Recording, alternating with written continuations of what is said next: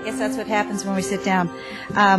Good evening. I wanted to thank you all for coming tonight to tonight's City Council Redevelopment Agency meeting of December 12th, 2005. At this point, I'd like to ask you to rise and join me in the Pledge of Allegiance. Pledge allegiance to the flag of the United States of America and to the republic for which it stands, one nation, under God, indivisible, with liberty and justice for all.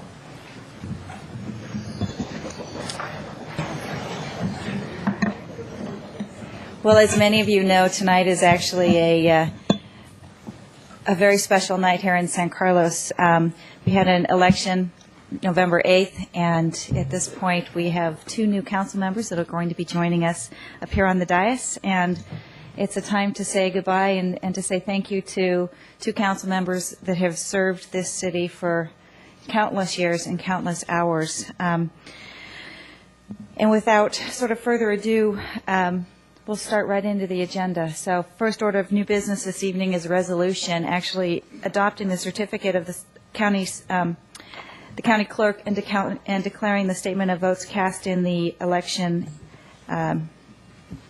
accepting those results.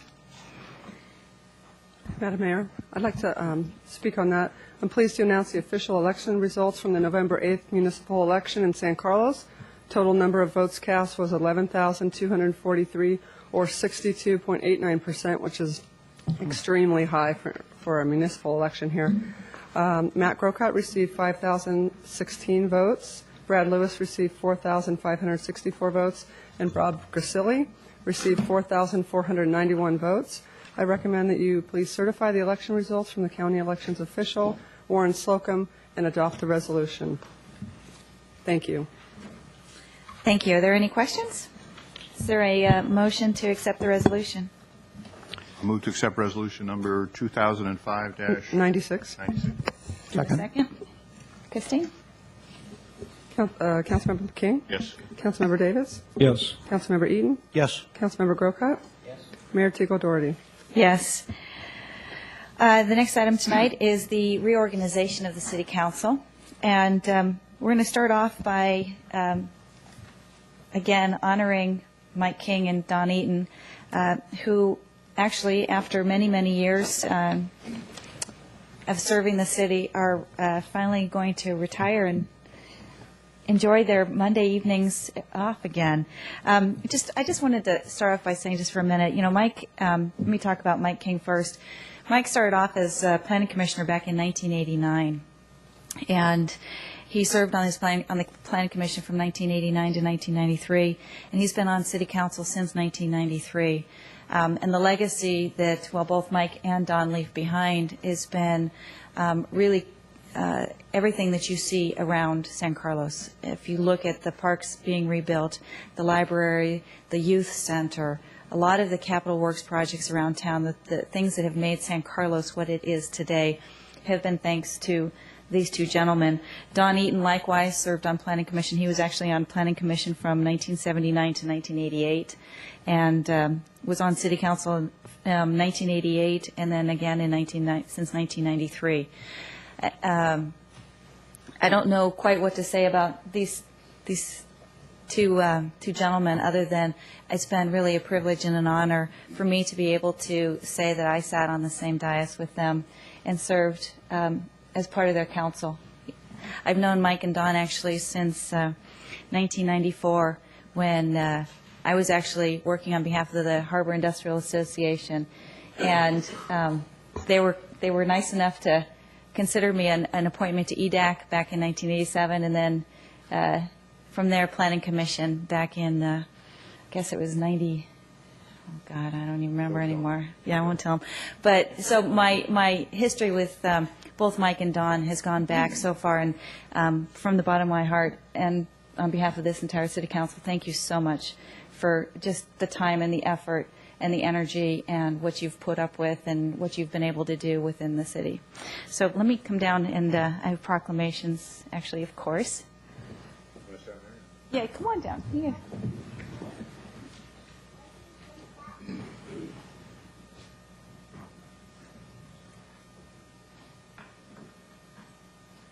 say you're on city council for a long time, and all of the hours that you put in, and all you get is a lousy plaque to hang on your wall. Inga, can you use a microphone? Inga, can you use a microphone? Okay, so I was saying, after we do the same thing to all of our volunteers when they serve on boards and commissions here in San Carlos. City Council is the same thing. You spend countless hours and a lot of energy and a lot of heart, and all you get is a lousy plaque to hang on your wall.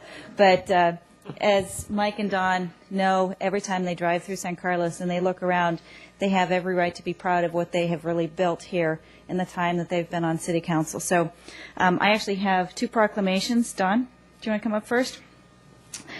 It says, whereas Don Eaton, I'm going to read these. I know it's kind of boring, but... Go. Whereas Don Eaton has served on the San Carlos City Council since December of 1988, and whereas prior to his City Council service, Don Eaton was a member of the San Carlos Planning Commission from 1979 to 1988, and whereas Don Eaton has been very active in library affairs, serving as the chairman of the Library Architectural Advisory Committee, as co-chairman of the San Carlos Library Bond Measure, and as founding chairman of the San Carlos County Library Joint Powers Authority. And whereas Don Eaton has improved the lives of all San Carlos citizens with his creation of the annual San Carlos Week of the Family event, as well as his push to bring Lucky's and Albertson's grocery store to San Carlos. And whereas Don Eaton has been very active in multi-city and regional bodies, participating as a board member and chairman of the South Coast Fire Authority, as a board member of the Bay Area Economic Forum, and the San Mateo County City's representative on the Association of Bay Area Governments. And whereas Don Eaton's contribution to San Carlos stretches well beyond the service he has provided on these numerous organizations through his connection to his community and his ability to listen and assist all of the city residents. Now, therefore, it is hereby resolved that the San Mateo County, I'm giving you the resolution from the board, from the San Mateo County Board of Supervisors. Now I'm really embarrassed. Commends Don Eaton for his many years' leadership and dedication to the city of San Carlos, and wishes him all the best in his retirement from the San Carlos City Council. So, on behalf of the board,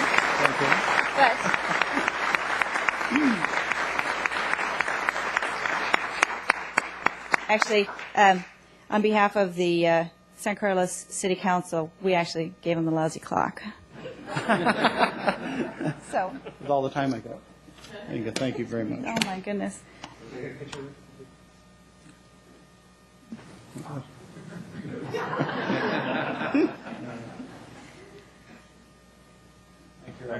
Your turn.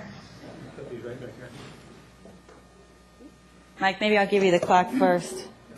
Just don't read it all. So it looks a lot more impressive, see. Well, thank you very much from the entire City Council, and I am going to read all this. Okay. Don't go far.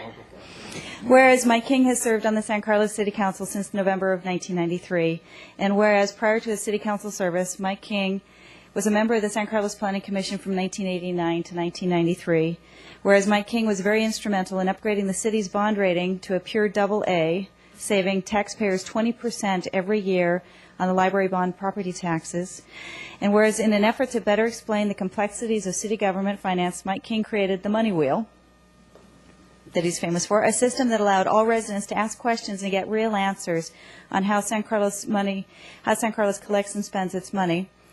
And whereas Mike King was the co-chairman of the Holly Grade Separation Campaign, ensuring the smooth operation of the Caltrain and elimination of traffic from the use of the train. And whereas Mike King has served on numerous multi-city and regional organizations, including the San Carlos representative to the Association of Bay Area Governments, as the past chairman of the San Carlos City County Association of Governments, and as a board member and board chairman of the South Coast Fire Authority. And whereas Mike King's abundant contributions to the betterment of San Carlos stretch far beyond his service in these many organizations, through his connection to his community and willingness to bring all of its residents into the process. Now, it is hereby resolved that the San Mateo County Board of Supervisors commends Mike King for his many years of leadership and dedication to the city of San Carlos, and wishes all the best in his retirement from the City Council. And again, signed by all the supervisors.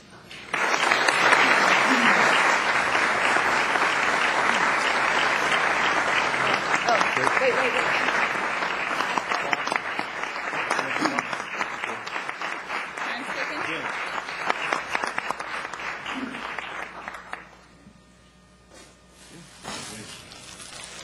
Okay, so as many of you know, it's the family behind the people who serve on this council that are really the ones who sacrifice a lot. And so, Glenna, come on up, please. This is for Glenna Eaton, for Don's wife, for all of the Monday nights and countless other nights with all the boards and commissions that she's been without Don. So, on behalf of San Carlos, thank you.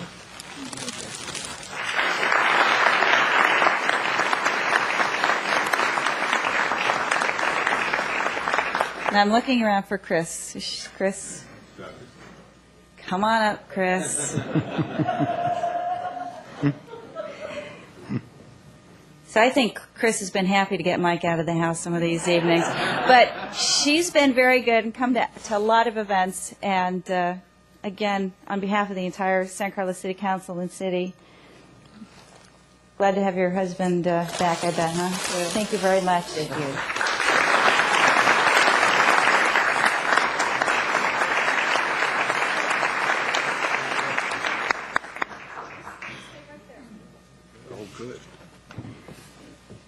So I'm going to make them stay there. Ira Ruskin, State Assemblyman Ira Ruskin, is here this evening as well to make a quick presentation to our retiring council members. Alphabetical order. What is that? Oh, yeah. Good evening, Mayor and members of the council and everyone here from San Carlos. It's a pleasure to see you all. It's a pleasure to represent you in the State Assembly. But tonight it's really an honor for me to honor two really devoted public servants. As someone who spent many years myself in local government in Redwood City, I know the challenges that local government faces, and I know how important the members of a city council are to the community. I also want to thank Don and Mike for all of the goodwill that you and the other members of the city council over the years in regard to Redwood City. As a member of the council, I know we had a great relationship and we helped build two communities. And I want to thank you and the others, but tonight it's your night. Thank you for your goodwill across city boundaries. Tonight, I'd like to honor Don firstly. Don, I know that you understand the importance of public service. You've devoted a good deal of your life, and I know you'll devote more years to public service. You have contributed in a significant way to the beauty, to the viability, to the great community of San Carlos. And I want to honor you for that. I also believe that public service is a great calling, and we need to really honor the people who've devoted themselves to it, as you have. So on behalf of the California Legislature and the State Assembly, it's really my honor and pleasure to recognize your great service, and I want to thank you very much.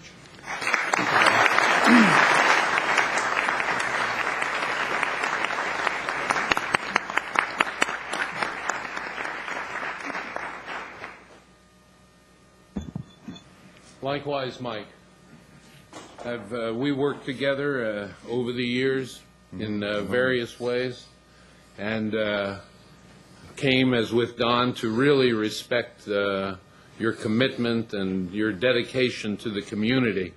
You've given of yourself, and as with Don, the greatness of the San Carlos community is really a result of the efforts of people like Mike King.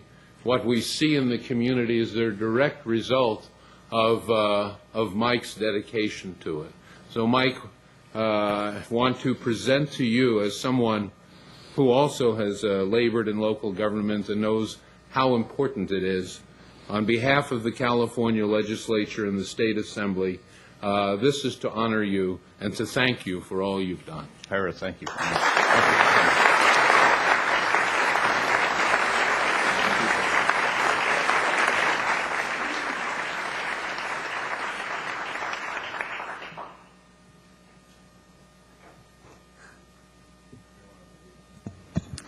Okay, also tonight from Joe Simidian's office.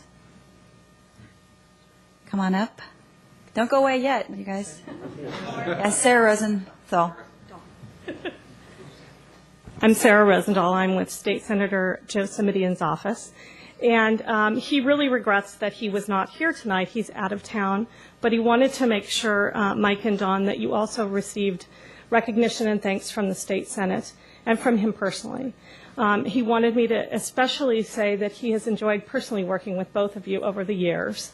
And he truly believes that San Carlos has been extremely well served by you. So he regrets his inability to be here, but wanted to honor you in his set. And I have these, one more plaque, more colors, the lovely breadth of colors. So here we have.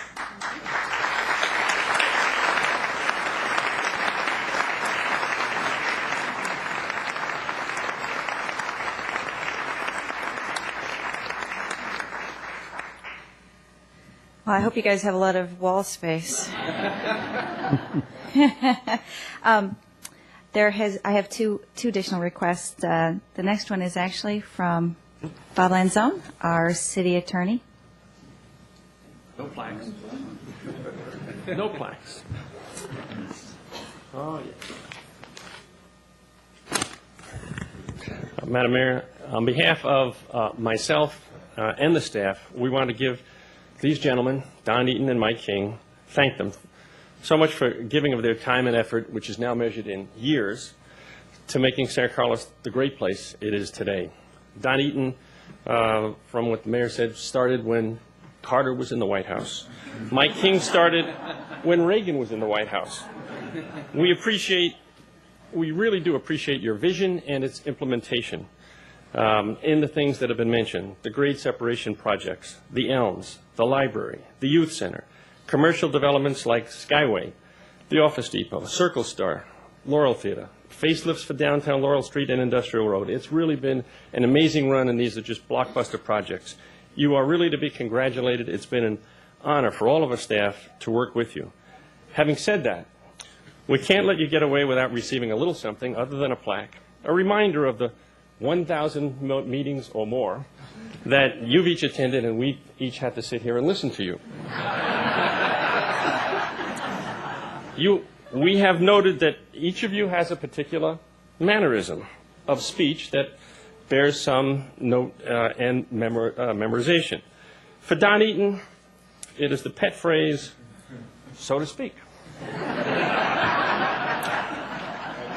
Don is never shy and doesn't mind speaking his mind and letting everyone know how he feels or feels about something, so to speak. He softens the blow of what he says with that little phrase.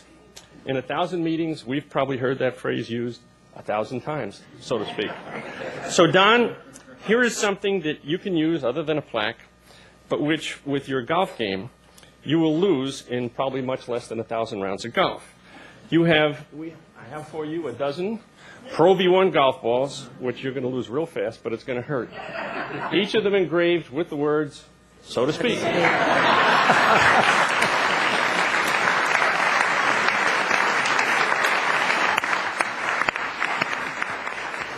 And we're not going to let Mike King get off. And as for you, Mike, he knows what's coming. He has his own little way of putting names on things. That is his own personal name for things.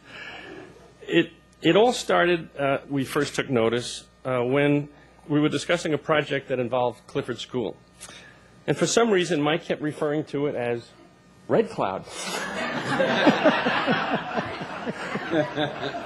He might have meant Roy Cloud, but it was Red Cloud. And he didn't say it once, he said it many times. And since then, we noticed things like Burton Park would become Britton Park, or Old County Road would become Old Country Road. It's an endearing quality. He even now says himself, if he catches himself doing, he says, Red Cloud. So, Mike, here are your dozen Pro V Titleist 1 golf balls, which you're going to lose just as fast, engraved with the words Red Cloud.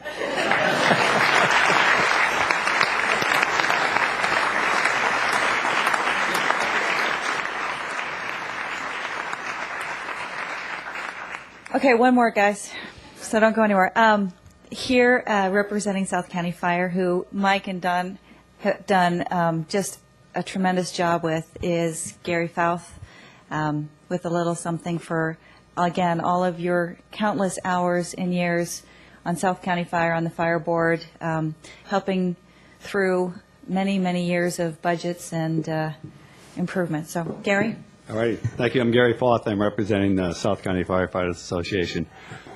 And thank you, Inga. You just took all my opening lines. But so I'll get right to the point. Maybe about, 4 or 5 years ago, we started meeting with Mike and Don, Captain Art Anderson, and myself to discuss South County Fire issues. And we want to thank them for all the time that they've put in. We've had dozens and dozens of morning meetings over coffee down at Uptown Cafe. And I guess orange juice for Don. He didn't drink coffee. So, something that was really good for us is just their openness and their honesty. And we developed a really, really good relationship to work through the issues with South County Fire. And we always didn't agree on everything, but, I guess that's the way it's supposed to be. But really a lot of thanks for all the work that they put in. And I guess since you're kind of retiring, we got you guys watches. So I'd like to thank Vera for putting these together for us. They're very nice. So come on up, guys. I'll read this to you. I don't have my glasses. Thank you for your dedication to the fire service and South County firefighters. And there's one for Mike. And there's one for Don.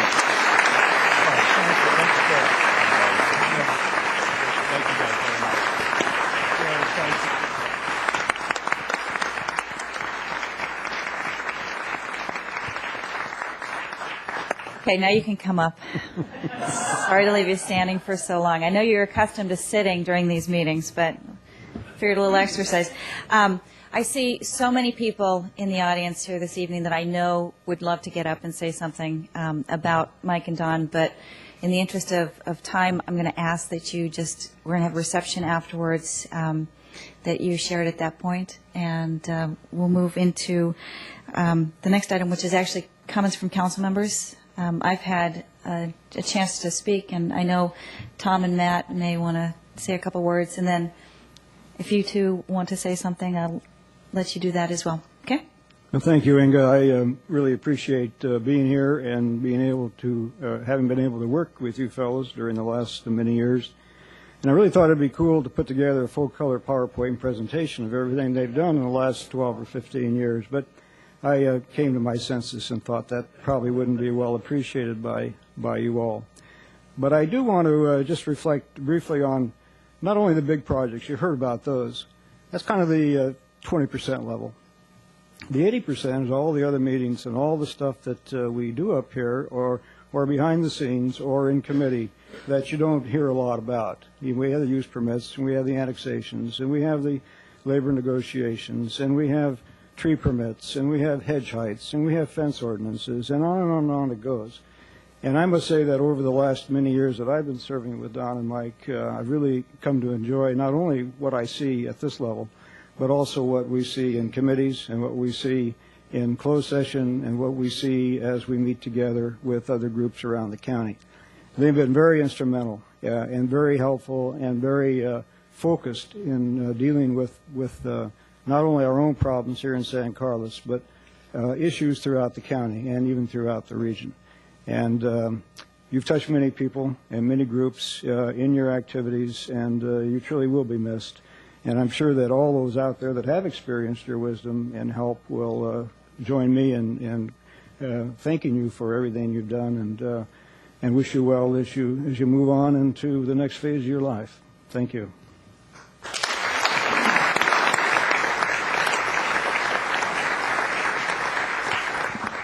Matt? I'll keep it brief, but I did mostly want to say something about Don, because Don and I served together on the Building Ad Hoc Committee for quite some time and had numerous morning meetings, sometimes in the afternoon, but mostly in the morning, very early. I'm not a morning person, so that was a little tough. Don always seemed to be pretty chipper, though. I think it's... Yeah, I showed up late, too. In fact, I even blew one off, true, remember? You did a couple of times, yes. But that was a long and arduous process, but it gave me the opportunity to know Don a little bit better. And also, I followed in Don's wake, as it were, with the library JPA, and I know that hasn't been mentioned tonight as something that he involved himself in and dedicated himself to, but I know from working with the staff at the library JPA and the other council members and Jerry Hill, the board supervisor who sits on that board, that Don was very much respected on that board and did dedicate himself quite a bit to its work, and I think had a lot of initiatives with the library JPA. So he didn't just sit there and listen and vote, but had things that he got started and can be reflected in how that operates. Mike, I feel like I don't know you quite as well because I haven't followed in any wakes of yours or any of those kinds of things, but I have enjoyed serving with you on this council over the last 4 years. And I suppose there is a special relationship in some regards with the three of us because if folks will remember when I first campaigned and ran for city council and won a seat, it was with these two gentlemen and also Mark Hayslip, who's in the audience tonight.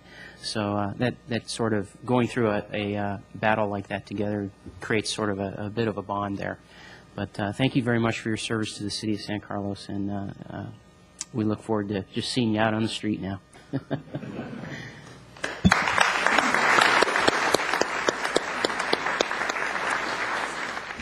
Don, so to speak, would you like to go?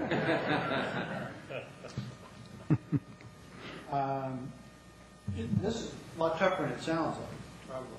But I'll tell you first. There we go. It's been a great 26 years.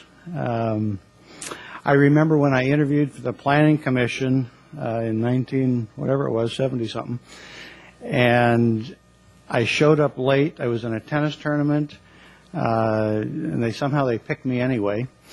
And that was the crew of Pat Benny, John Buchanan, Bill Steele, Gaten DeRosa, I can't remember who the fifth one was at the time. But somehow they must have seen something in me. I don't know where, but or where or what, but that kind of got me going. First, I'd like to thank a lot of people. First, my wife, Donna, first and foremost. She's really put up with a lot of my being gone, my devoting a lot of time to the city. So, Donna, thank you very, very much. My family, my son Andrew and his wife are here this evening and kind of representing my 4 kids. And I want to thank them for their support over the years, for maybe the things that they've learned about how things work. But I remember dragging them along on walking precincts, thinking, hey, it's a good experience. Why not? They can run up the steep stairs, and I can walk the level ones. So thanks to Andrew and to Ann for coming tonight, too. I want to thank the people of San Carlos for electing me 4 times. Amazing. And having the confidence in my abilities to provide governance to this wonderful city.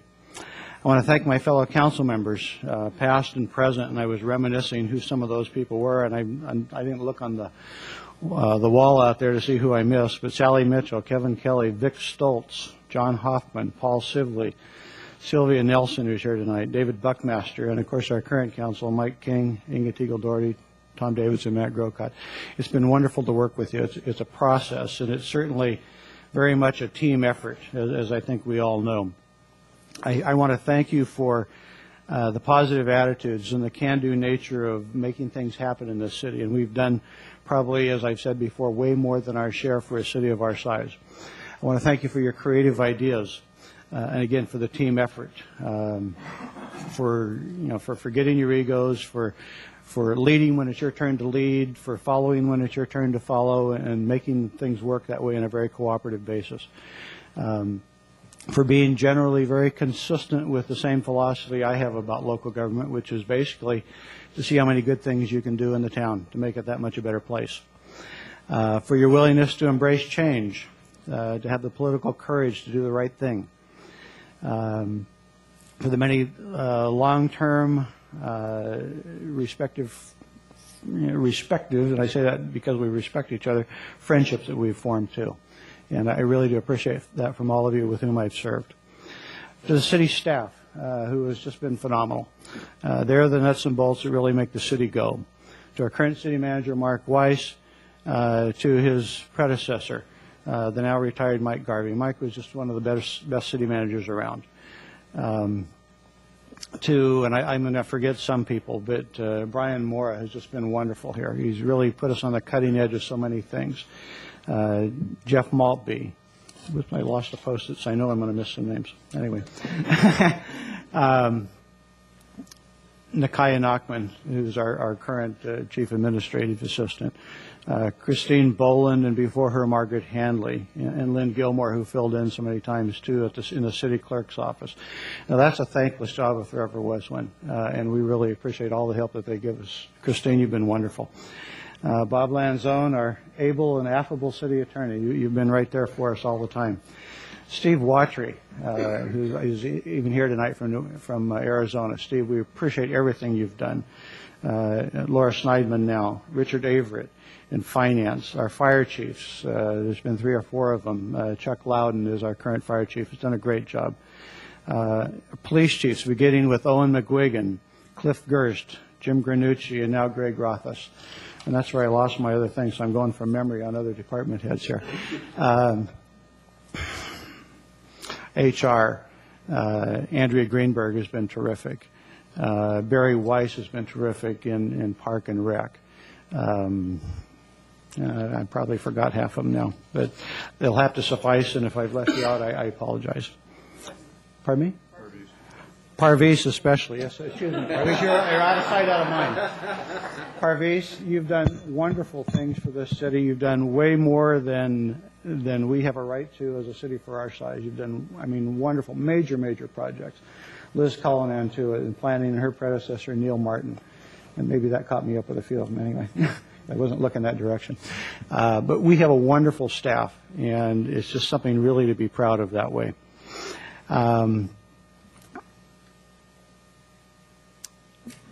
Let's see, what else have I got? To all the other department heads and all the other city employees, and not city technically, but South County Fire. We've worked well with them, and we appreciate all their support. And I think that it's important to know that it really does take a team, and we really all have to work together at different things that way.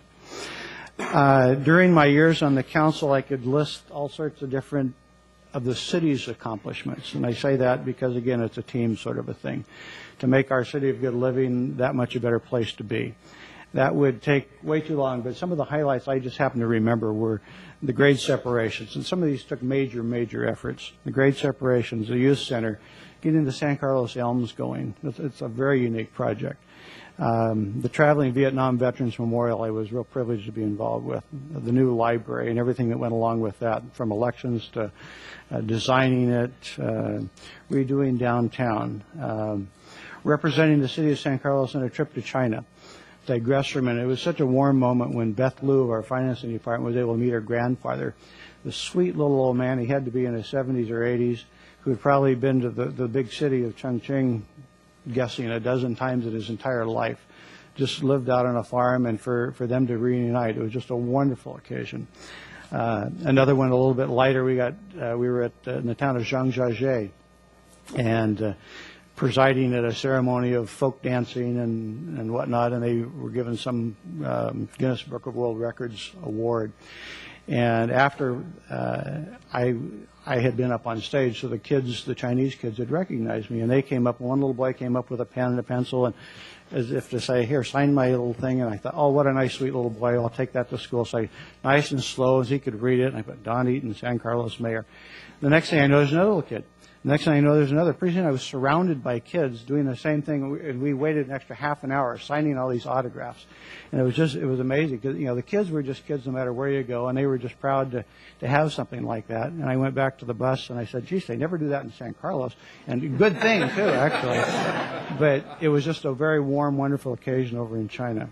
The harbor industrial area annexation was one of the major things that happened in San Carlos, and Howard Jones and all the help that he gave with Inga's able support at that point in time to that whole effort was really a wonderful thing. And there's just so many other pieces to the very large puzzle. It just takes every little piece to make a big, nice looking picture that way. There is a scripture that says, when you're in the service of your fellow beings, you're in the service of your God. that's kind of been one of my guiding principles in how I've pursued things here.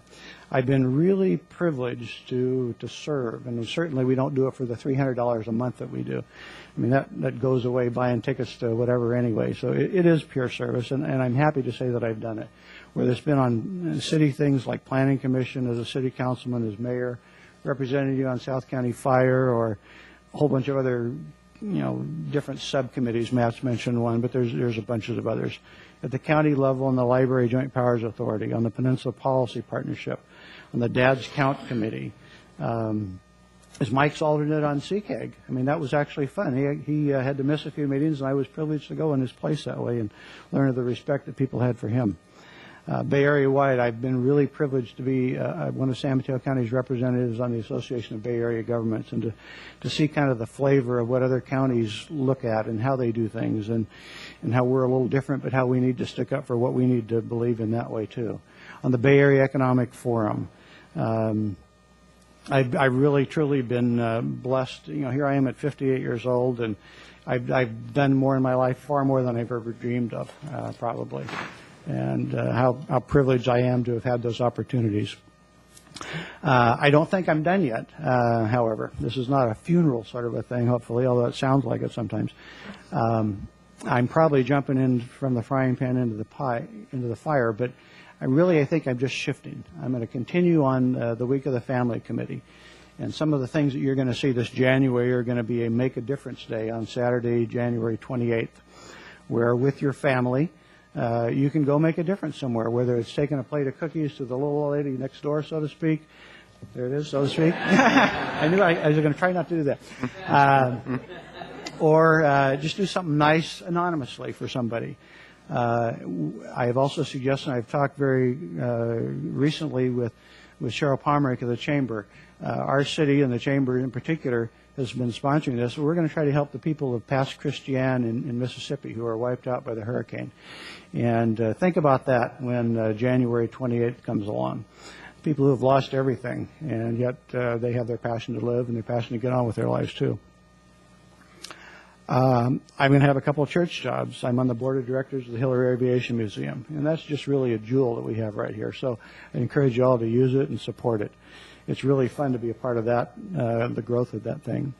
Many of you know I've been involved with the Boy Scouts, and I'm going to be president of the Pacific Skyline Council beginning next year for 2 years, and that goes all the way from Daly City, South San Francisco, all the way down to Mountain View, Los Altos. It's a wonderful organization for young people that promotes character, it promotes patriotism, it promotes service and citizenship, appreciation of the environment.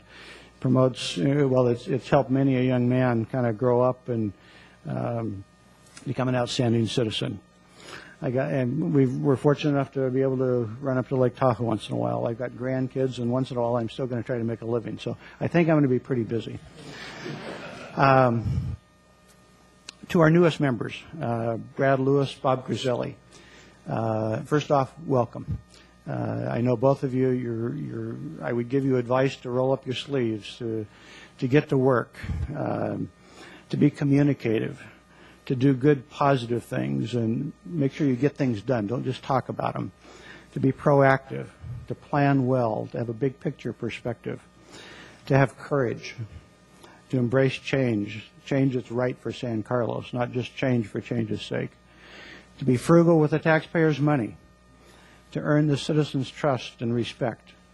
Be a normal person, because that's what you really are.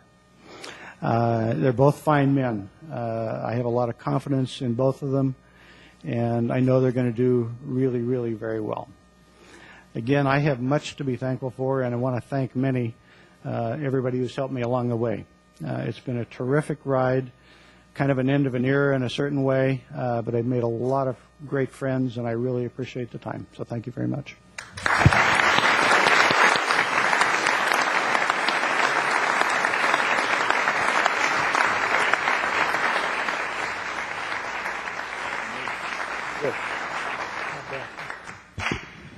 Mike? I said to Donnie, made it.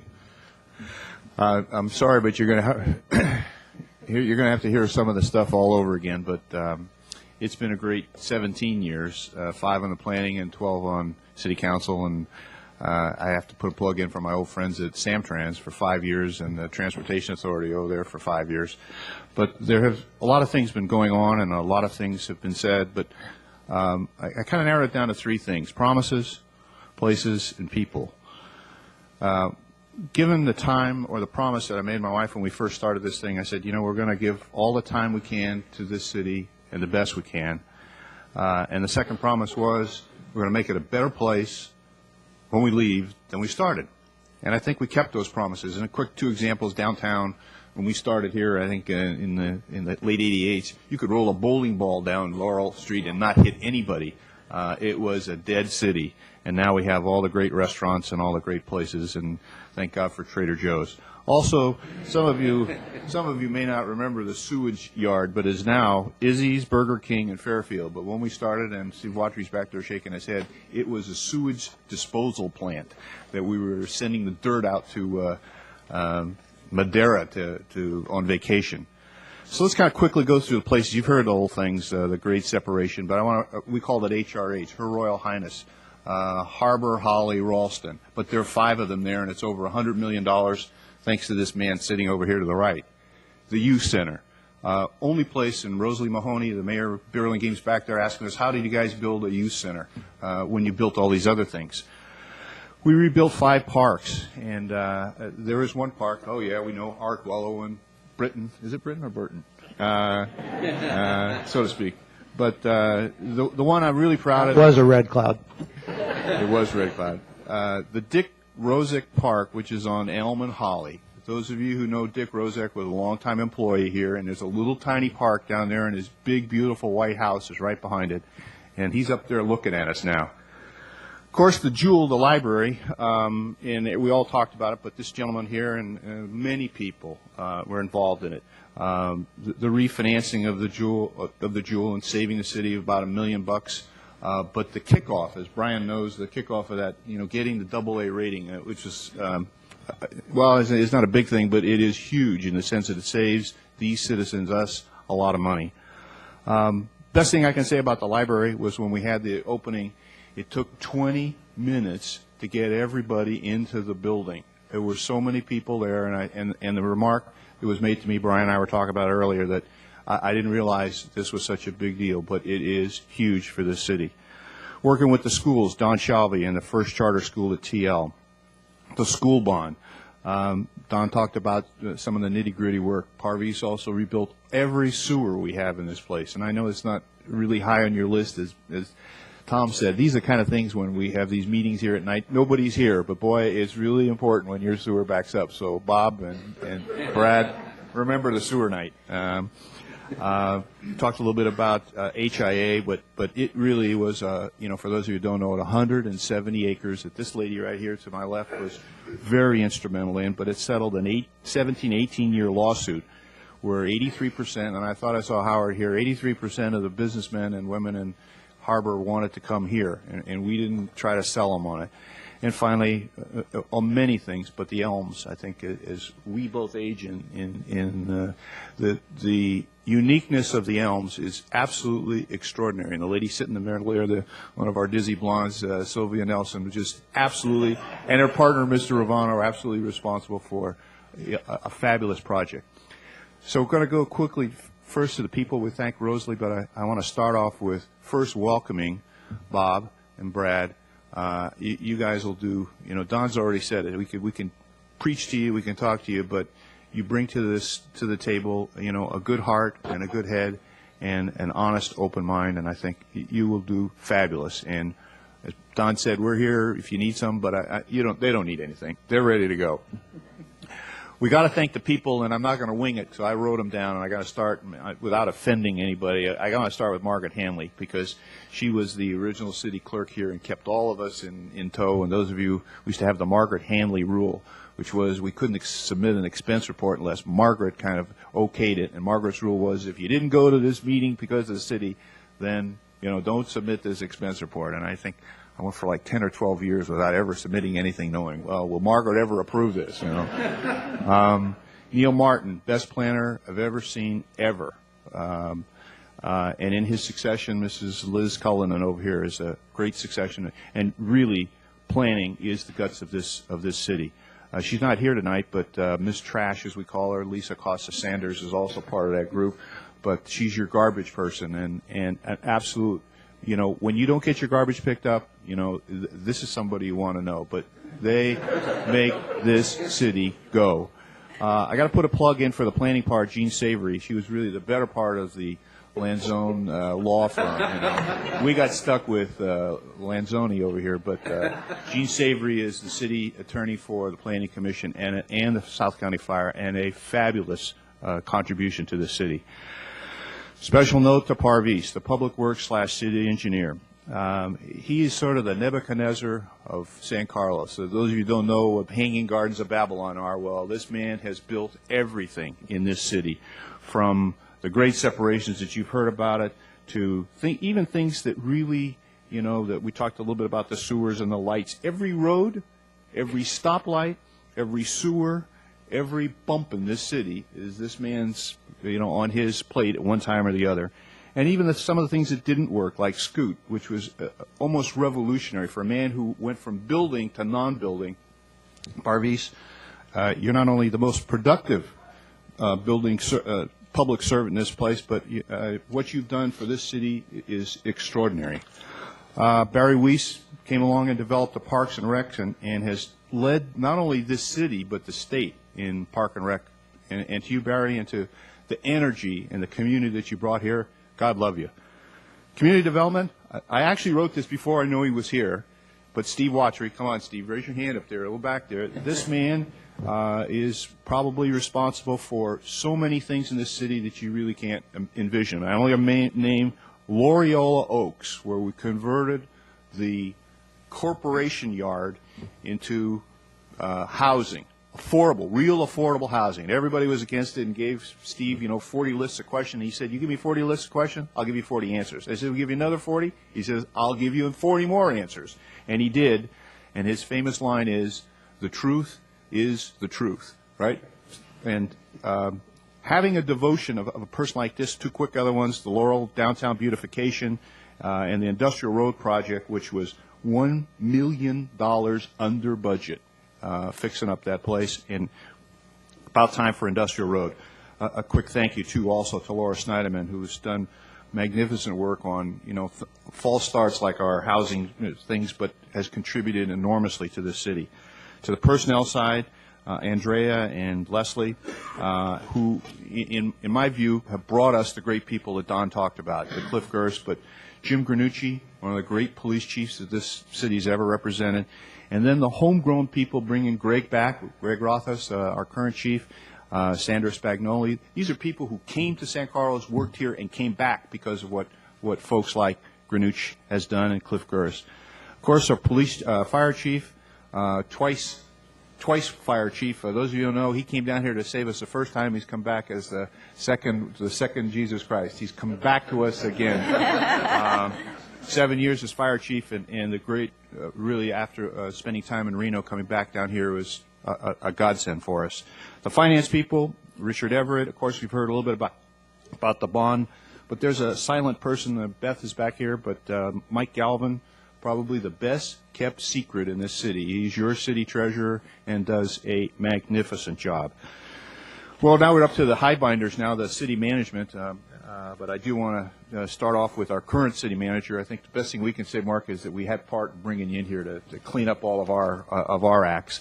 But first of all, foremost, Jeff Maltby, who has really done, Jeff's around here to keeping us all straight. I can't leave Brian out of here because Brian Mora has been, and I'm just going to read these things. He's been the finance director, the HR director, the public works director, the head of community development, the head of IT, the bidding agent on the bond, helped with the police department, helped with 4 measures that have passed. And this gentleman sitting over here is not just, I don't know why he doesn't be a city manager. You got to be a city manager someplace, Brian, because you've packed our bacon for, at least mine, for 17 years. He's not here tonight, but Mike Garvey, probably Don said it best, the best city manager, sorry, Mark, but that I've ever worked with, because he's the only one I've worked with, but countywide, statewide, one of the finest city managers, and his lists read on like the same things we had. When he came here, this city council, Sally Mitchell standing in the back there, and Don said, you got 5 things to do: balance the budget, which he did for 19 straight years, build a library, build a grade separation, and keep the council going. Well, he did that, and he kept the council going, and he brought in, countless people, not the least of which is the lady sitting next to me here when I first met her as the Samtrans secretary, when I was on the Samtrans with her, when we had a chance. I'm sorry, clerk. Came over here, and now I refer to her as Dr. Boland because she went back and got her master's degree on public administration, is now the great city clerk, the only person that could have succeeded Margaret Hanley. I didn't think anybody could succeed Margaret Hanley, but Boland, you did it. I left this guy last because he's of the staff, and not because he's the attorney, but he's a great attorney. He's a good friend, but he's really better at being a great human being. And when you say that about an attorney, red cloud or no red cloud, the finest human being and the best attorney, this place, keeping us out of trouble, keeping us moving along on how to get something done, not how to not get something done. Bob, thank you. All right, I'm winding it up here, guys. I want to really thank some council members, that not some, all council members, but when I added them up, there really weren't a lot of council members that we'd served on because it's the same old gang. Kevin Kelly, who wasn't here tonight, I would call him the sewer king. He never voted for a sewer increase in his life, and that was his legacy. But Kevin, God love you. Tom, we served together twice, actually, and it's just been a pleasure for many reasons. The calm, quietness, and the strength that Tom brings. Sylvia, sitting out here, Sylvia Nelson with her other partner, but this is the lady that brought more spirit and fire and heart to this city for housing and for elders and for getting this city focused in the right thing. A great person. Inga and Matt, both of you, Inga, we've known for HIA, and when Don and I first met her, we said, we got to get this lady involved, and we got to get this lady here. And I think we both take credit for saying, she's not only the best, she's the prettiest of these fat guys and bald guys that we have up here, but she also brings a spirit and a direction and a love of San Carlos. And Matt, also your strong devotion and your willingness to stand up for things which you feel are right. I think you have done and will do the right things. I'll leave 2 other ones. Sally Mitchell, standing in the back there. I call her my sister, but she really is Miss San Carlos. And her famous words to me were, "Stick with me, kid." Okay, I'm about 15 years older than she is, but yeah, stick with me. She is really the queen of the no garbage rate increase. I don't think Sally ever voted for the garbage rate increase until they got their recycle numbers up. Now, I have a big family. I have 2 sisters, but Sally is the kind of person that I could go to for guidance, in her depth of knowledge of San Carlos that would, it's amazing. This lady was born, raised, lives, bleeds San Carlos. And things like the school, the children, the library, the grade separation, but it's really the history and the depth that she brings to San Carlos.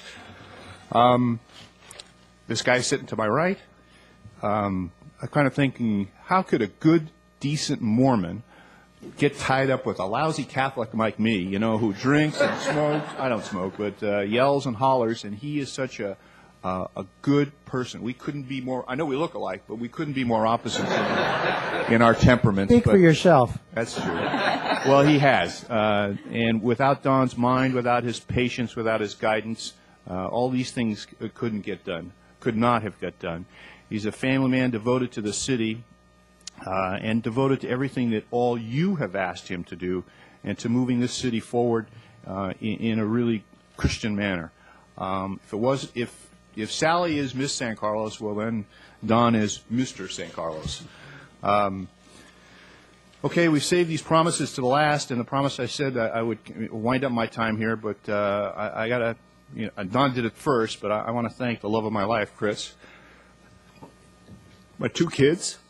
I see my son back here, who came from a meeting, and my daughter and my son-in-law, Andy and Michelle. I have missed countless birthday parties, Anniversaries, celebrations, death of my own mother-in-law, actually, because I was yanked out of a meeting by my brother-in-law to go to the meeting, soccer games. And when Ira commented about how important it is for you to make that commitment, it's not just Don and I or Sally making these commitments, it's our family making these commitments.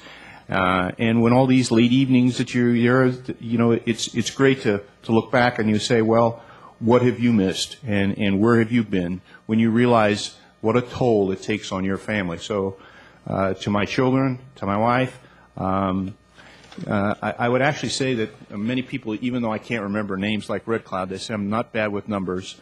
I do remember the numbers.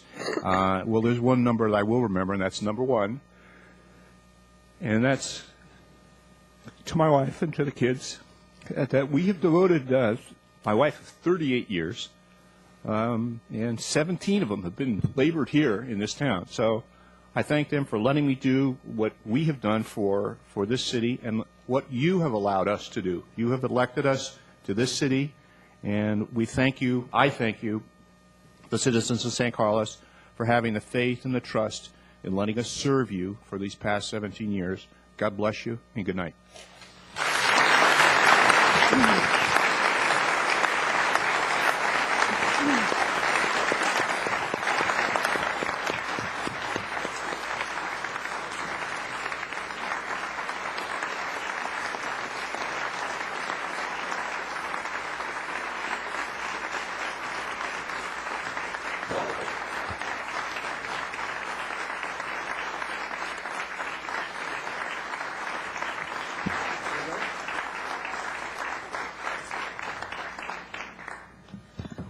Well, I didn't expect it to be a dry-eyed evening by any stretch of the imagination, but I think when we look at Mike and Don and you think about public servants, you certainly are the embodiment and have led us all very well. So, Inga, one other thing, and in notes I skipped over half of it. My posters fell off and everything else, but I had something. It's terrible. I want to pay a special tribute to my colleague over here to my left, Mr. Mike King, who is retiring, in effect, with me here. Notice I didn't say so to speak with me. We have worked really well together. We're different as night and day in some ways. We're also very compatible with each other.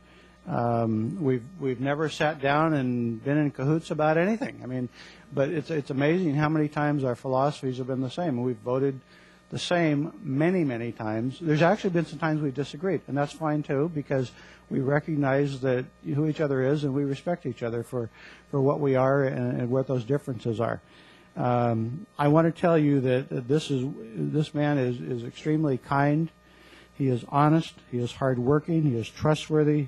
He's intelligent, and most of all, he's my friend. Thanks, Mike.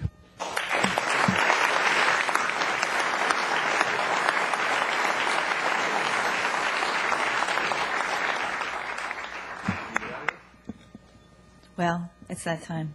Okay. As much as I hate to say this.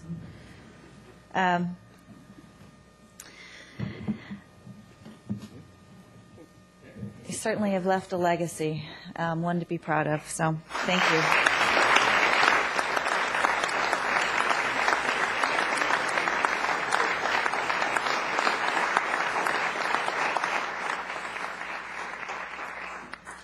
So at this time, it's time for the administration of the oath of office to our newly elected council members, Bob Grisilli and Brad Lewis. If you'd like to, and I'm sorry, and Matt as well, reelected. If you'd like to join Christine at the podium. Now, which one is Brad and which one is Bob?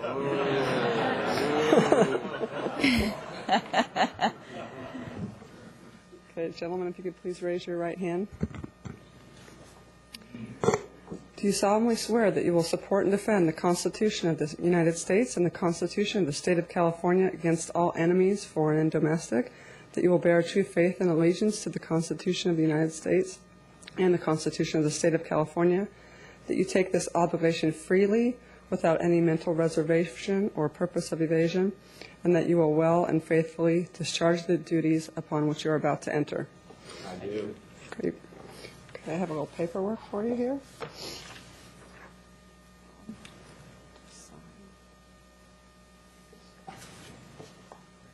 Yes.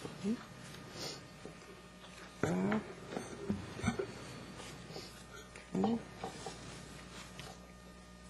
I'm also presenting you with your certificate of election from the County of San Mateo.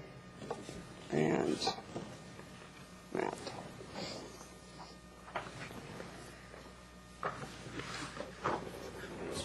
There you go. Great. Thank you. And there's your election. Thank you very much.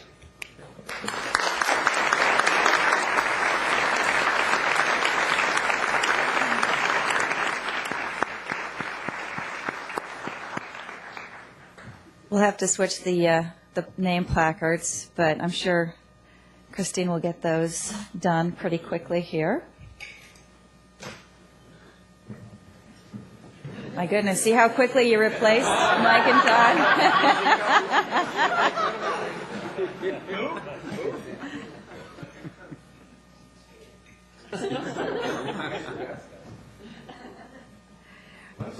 Recycle. Why don't you sit down in our seats?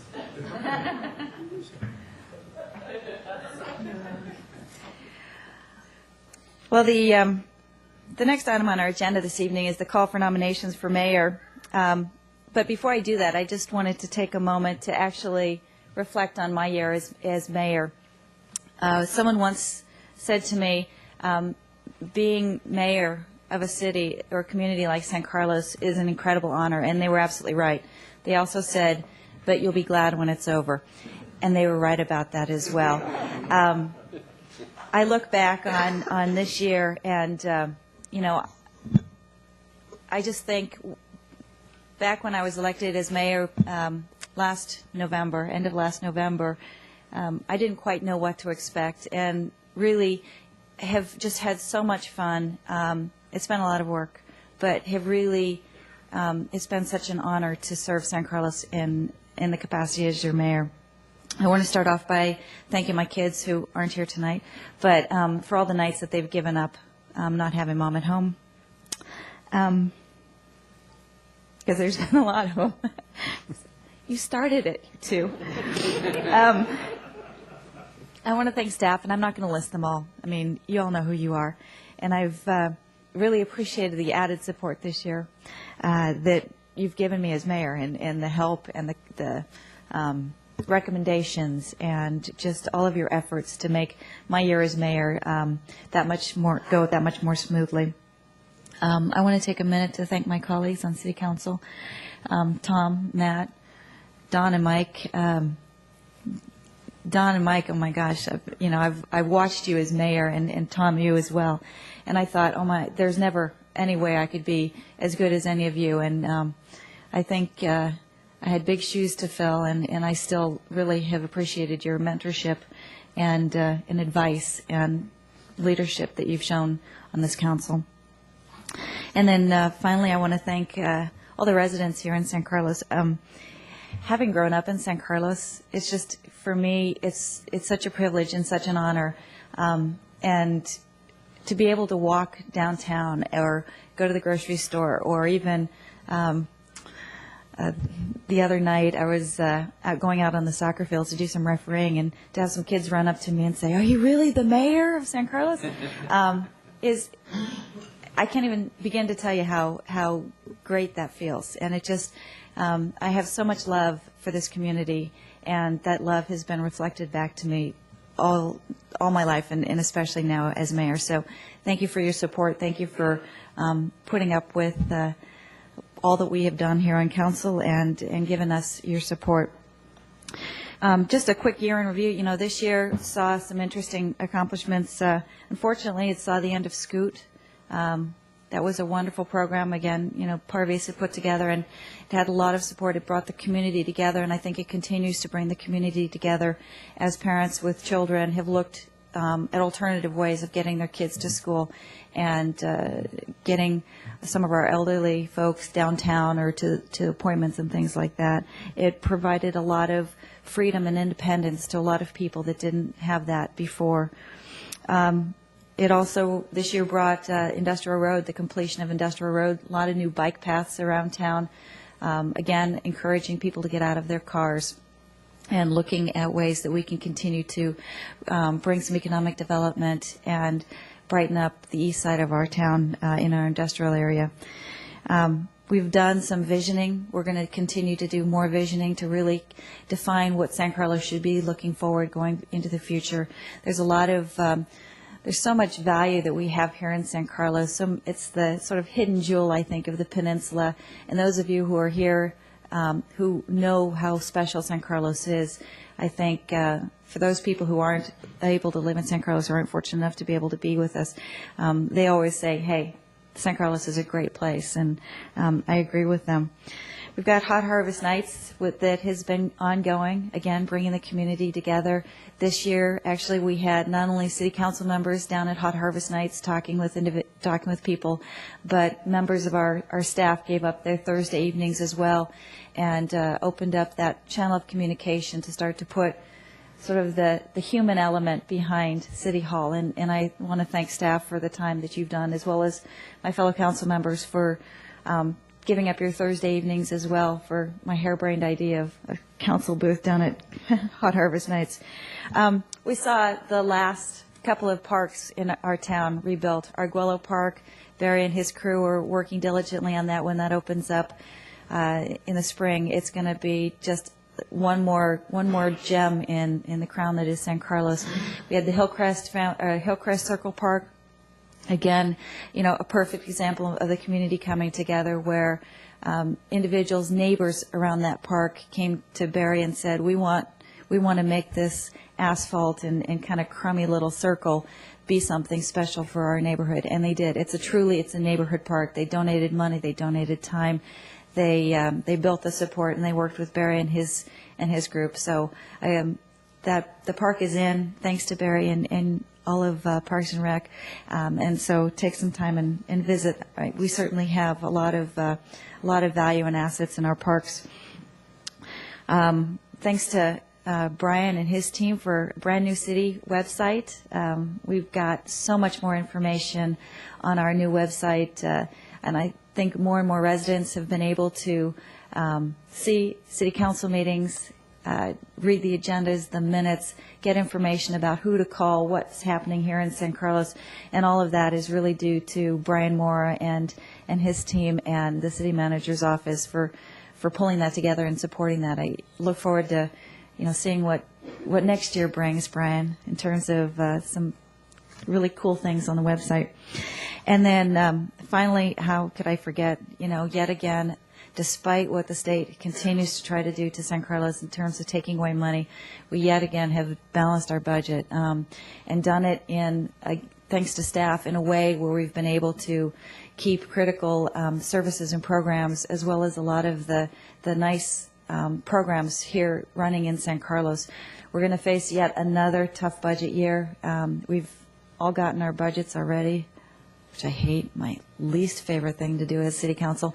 But we're going to continue to look at that. And I want to thank staff again for the time in trying to pull together budgets, make the sacrifices and the cuts, and make the recommendations that we as a council can vote on and move forward on. In terms of the future, Brad, Bob, welcome to council.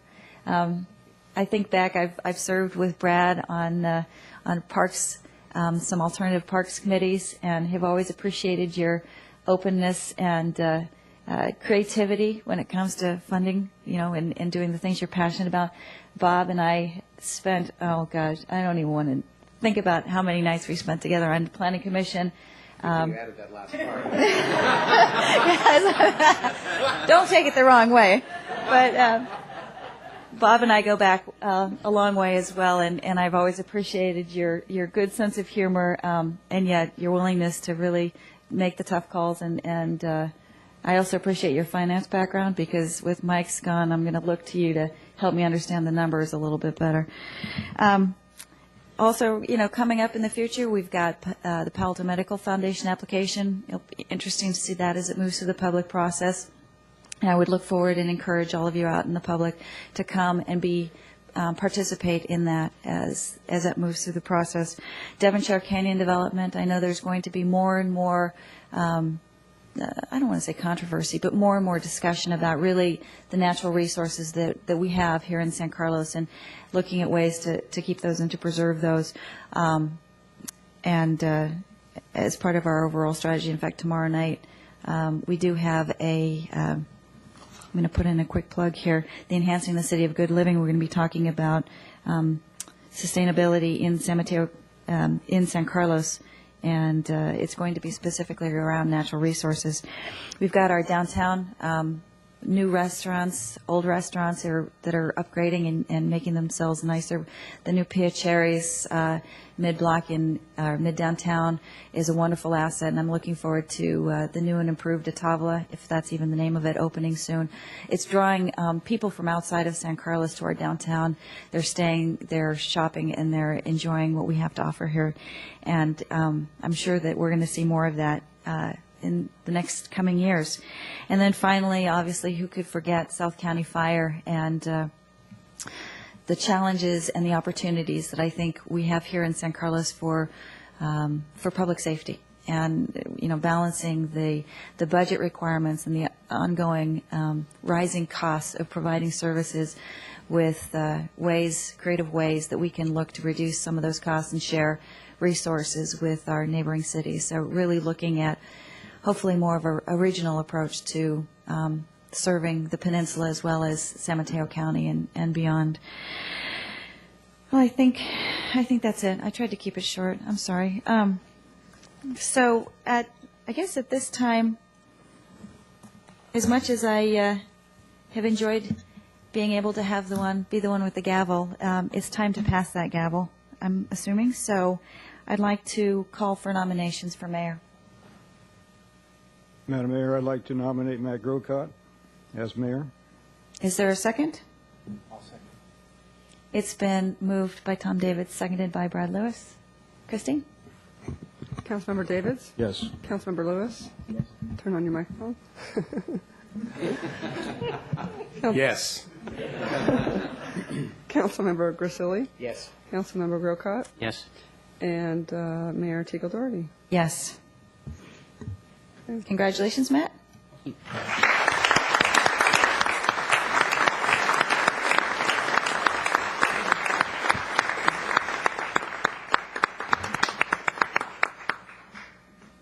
Well, I left my seat warm too, so. And high. Actually, this is even taller. There you go. Oh, we should change these. Christine will take care of it. I'm just back to lowly Inga Teagle Doherty. No. Once the mayor, always the mayor, as they say, Thank you very much. I wanted to now, first order of business as mayor, is to call for nominations for the vice mayor. Mr. Mayor, I'd like to nominate Tom Davids for vice mayor. Is there a second? I'll second. A second. Thank you.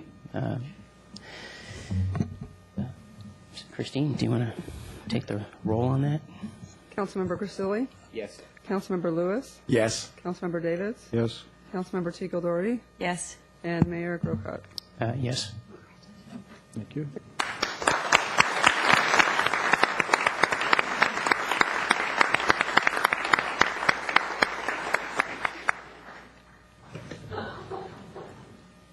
The next item on our agenda is to open things up to council comments, and so I want to do that now.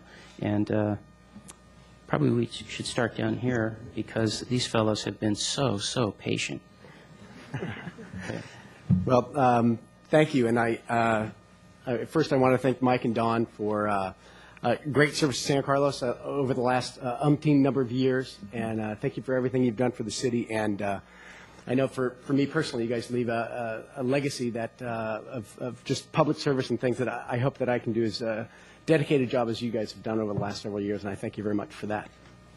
I also want to thank, I know tonight I see friends in the audience, family in the audience, and supporters and so forth, and I want to thank all of you for everything you've done for me up to this point in time. And staff, since we were elected, you guys have been great and very responsive to all the questions and requests for information and so forth. I appreciate that, and I hope you'll put up with some, I'll need a lot of support over the first year, and I appreciate all the help to date. Barry, to the Park and Rec staff, thank you very much. I've enjoyed the Park and Rec Commission. You have great staff. You're truly a leader in the field as well as for the city, and thank you for all the dedication. I've enjoyed working closely with you over the last 5 years. Since the election, it's been sort of a reflective time, obviously, for me, and mostly I'm filled with a deep sense of responsibility and trying to do the right thing for San Carlos. San Carlos is a great town, and I just want everybody to know that I'll give it all the effort I can and to do my best for you as your public servant on City Council. I'm also mindful that we do this together. It's with the guidance of the community. It's with the professional acumen of the staff, and it's with leadership of council that we get anything done. And I'm looking forward to getting stuff done with all of your help. And so I look forward to working with new council. Tom, we've had a chance to work together on athletic fields recently, and that was a pleasure. I look forward to more of that. Inga, besides refereeing together out there, which I think we both showed great judgment in the soccer field. You're welcome to come and watch that, too, at some point in time. But thank you. We'll have to watch it now so that we don't get a third. It'll be a Brown Act violation. Yeah, nobody else can referee on the council. Yeah. And that'd be a quorum on a Secret penalty. hand signals. Yeah. I don't know how that works. But Matt, Inga, Tom, I look forward to serving with you guys. Thank you very much for how welcoming you've been to date. And Bob, what can I say? We campaigned together, and now we'll serve together. I'm looking forward to that. It's been a pleasure to get to know you. So I thank you very much. I'm looking forward to getting some stuff done. Please keep the feedback coming, and thank you very much.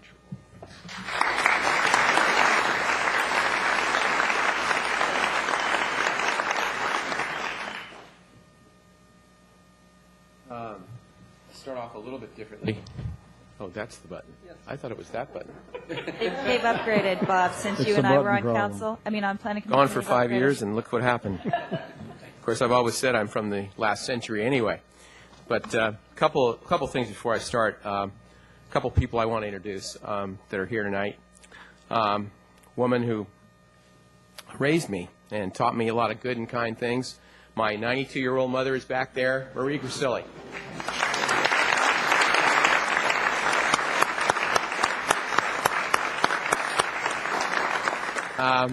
Next to her is another woman who's always been there for me, good times, bad times, thick and thin, my sister Diane Grisilli.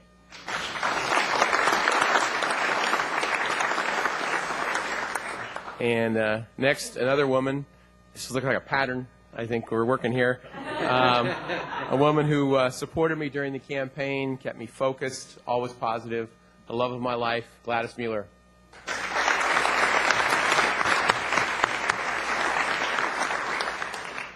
Two other people I need to be mentioned also.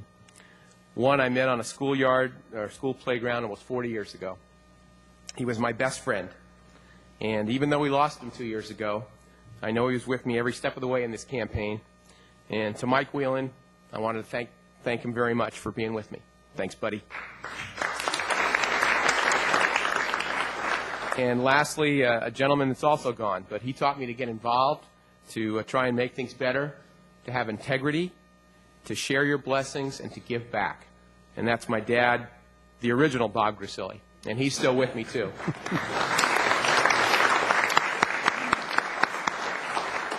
I'm humbled by the support that the citizens of San Carlos gave me during the election. It was a long campaign, but a fair one. My fellow candidates and I talked about issues, not personalities. We advocated change, but in a thoughtful, careful way. We wanted solutions, not excuses, and we wanted openness and dialogue, not bureaucracy and roadblocks. I want to thank Len Matterman, John Hoffman, Alex Phillips, Matt Grocott, and Brad Lewis for making this campaign a positive experience for me. I also want to thank Don Eaton and Mike King for their many years of dedicated service. I sort of added it up. It's over 40 years combined, apparently, for you gentlemen. And I also want to thank them for their advice during the campaign. By the way, they gave it to me whether I wanted to hear it or not. I'd also like to thank Tom Davids and Inga Doherty for their support, and I look forward to working with you both. Inga, again, the second time, Tom, probably for one of the first times. As I also look forward to working with Matt and with Brad. I want to thank all those folks who walked the precincts for me, who endorsed me, put signs in their yards, spoke to their neighbors about me. I couldn't have done it without you. And finally, it's an honor and a privilege to have been elected by the citizens of San Carlos to this post. I pledge to work hard and always have your best interests foremost in all my decisions. I know I won't please everyone all the time, but I know that everything I do as your councilman will be done with much deliberation and much thought. I thank you for your trust and for the opportunity to serve my community. Thank you.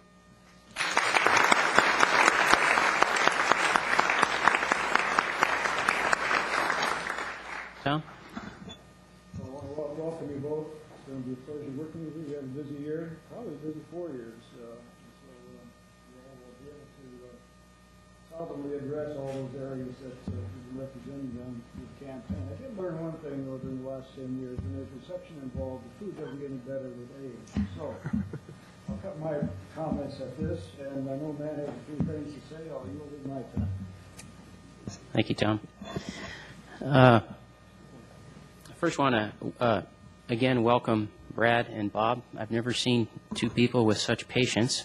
And also, I want to compliment you guys because I know in the interim time while you were waiting for the county to confirm the election results and to get seated on the council that you did a lot of homework. I know that you met with a lot of staff people, including city staff and South County Fire, got a hold of the budgets of both, and have already gone through those.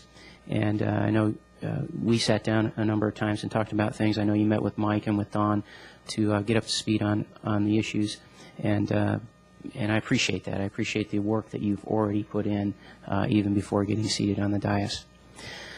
I wanted to comment on the campaign just briefly. Like these other gentlemen, of course, I want to thank the people that worked for my campaign the second time around. And also, I just want to say that, you know, when you go through a campaign the first time and you win election to the council, it's certainly very meaningful, but it's all that much more powerful when the citizens who have watched you work in governance for the last 4 years re-elect you to the council. That even has a deeper meaning to me, to know that people feel like I've been doing the right thing and asking the right questions and leading in the proper way. And I hope to continue to do that for another 4 years on your behalf. Also wanted to, it might sound a little bit silly, but a couple of little stories from the campaign that I wanted to share. One is that a lot of you saw me out there during the campaign dragging around a little red wagon with a little dog inside. Like, for instance, when I went to the fair downtown during the campaign, I had my little black pug that actually walks around. That's 7 years old. She's fine. The little one in the wagon passed away shortly after the campaign.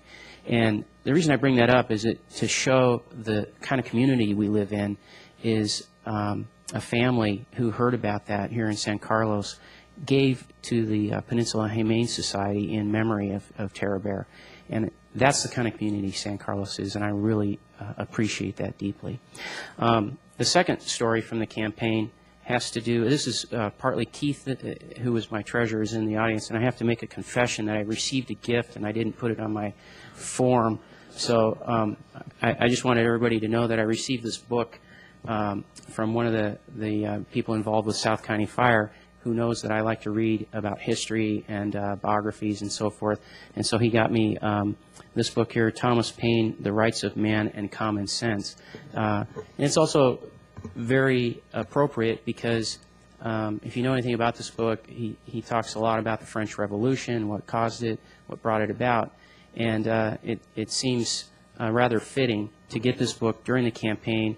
And you learn when you read history, especially this book and American history, wasn't always so that we could choose our leaders, and it's a privilege that we have.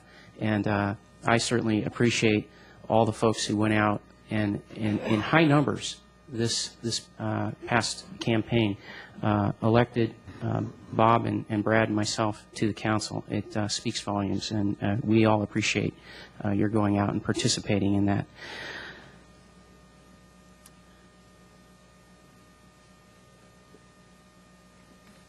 I wanted to go over some of the things that we can expect for the next year. Somewhat of a laundry list. Inga covered some of these items, but just a review of some of the things that we can expect to see come before this council. We have a very, very busy year and a very important year in terms of the issues that we have to deal with. The first item is just a review of a number of projects that will be coming our way, including Devonshire Canyon, which has already been mentioned, the Palo Alto Medical Foundation, railroad lands north and south of Holly Street. We're going to probably see all those things come to us this year, if not this year in the next 18 months before this council, and we will be making decisions on those items. The second item is the budget, and we have some serious things to deal with in regards to the budget. I won't go into detail on that, but everyone has heard by now about the structural deficit that we face, and we're going to have to deal with that, and it won't be easy. The third item is also a very difficult issue. It was spoken about during the campaign quite a bit, and that's South County Fire, whether to keep the organization together as it is or to go with one of the three proposals from other agencies, or whether to go with a proposal that's been called the hybrid model that the South County firefighters put together themselves. We'll have to deal with that.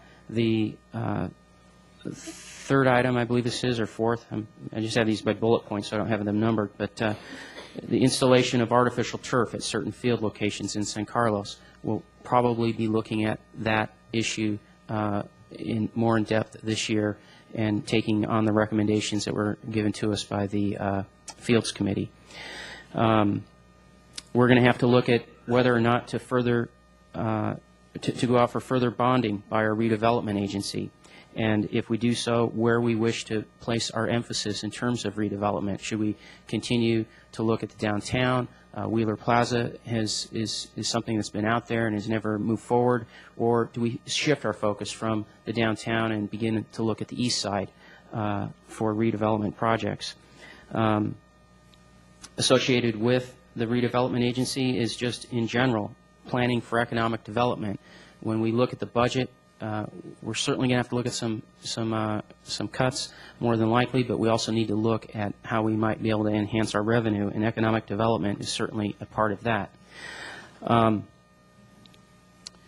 We're going to probably look at the alternative fund development program for Parks and Rec that Barry Weiss that's an initiative that Barry Weiss got started, I think it was about a year ago, and that will probably be coming to council. And then finally, bringing to a conclusion Inga Teagle Doherty's initiative of enhancing the City of Good Living. And as she has already mentioned, we have a meeting tomorrow night on that, and then we have one more meeting to talk about, I think it's traffic and transportation is the last one. And that brings me to some initiatives that I have of my own that I would like to put forth as the mayor, and that is, number one, to have a council retreat. We just went through a very public process of a campaign. We learned a lot about our community in doing so, and I think it's imperative that the council come together, have a retreat, look at the things we talked about during the campaign, the things we heard from the people, and put those things on the table.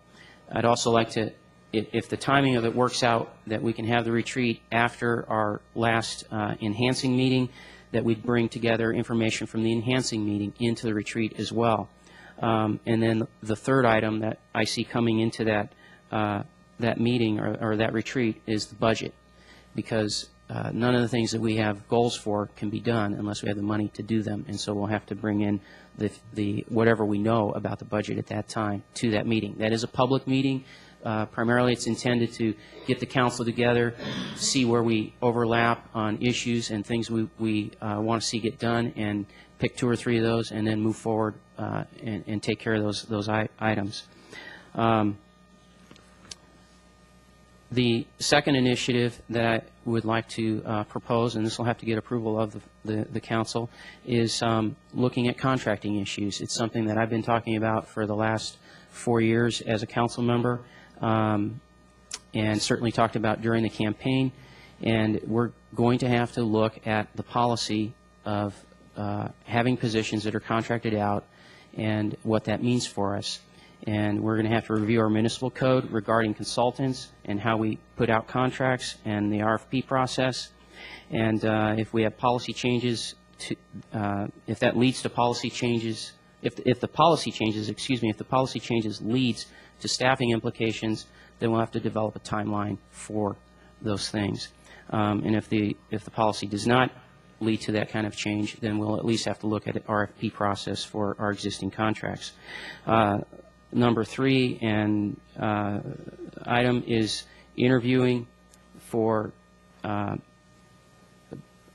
seats for an advisory committee of citizens with a liaison from the council to look at our budget process, how information is reported to the council, to review best practices regarding our budgeting process, and how that's reported back to council over a year's time, and to make recommendations to the full council on that. I would like to seat an advisory committee of citizens, like I said, with a liaison from the council to take up that issue.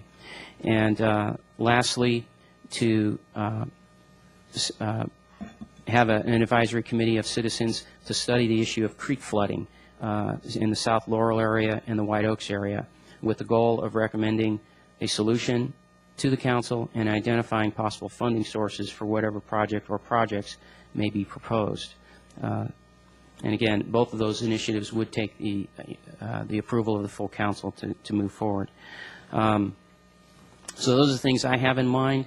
And for the year, it's going to be a busy year. We have a lot of work to do, but I know we have the able bodies up here to do the work, and we have able bodies in our staff to get it done. Lastly, this is a little bit of levity, but in response to a comment in the paper from a council member from another city, I'd like to pass out these pencils. I get one, and 2 go over here. And along with the pencils, guys, we need to have a pencil sharpening session that was recommended to us. So here's your pencil sharpeners. And with that, folks, we're going to have a reception. Are you sure it's not the erasers that we need? Maybe both. Thank you.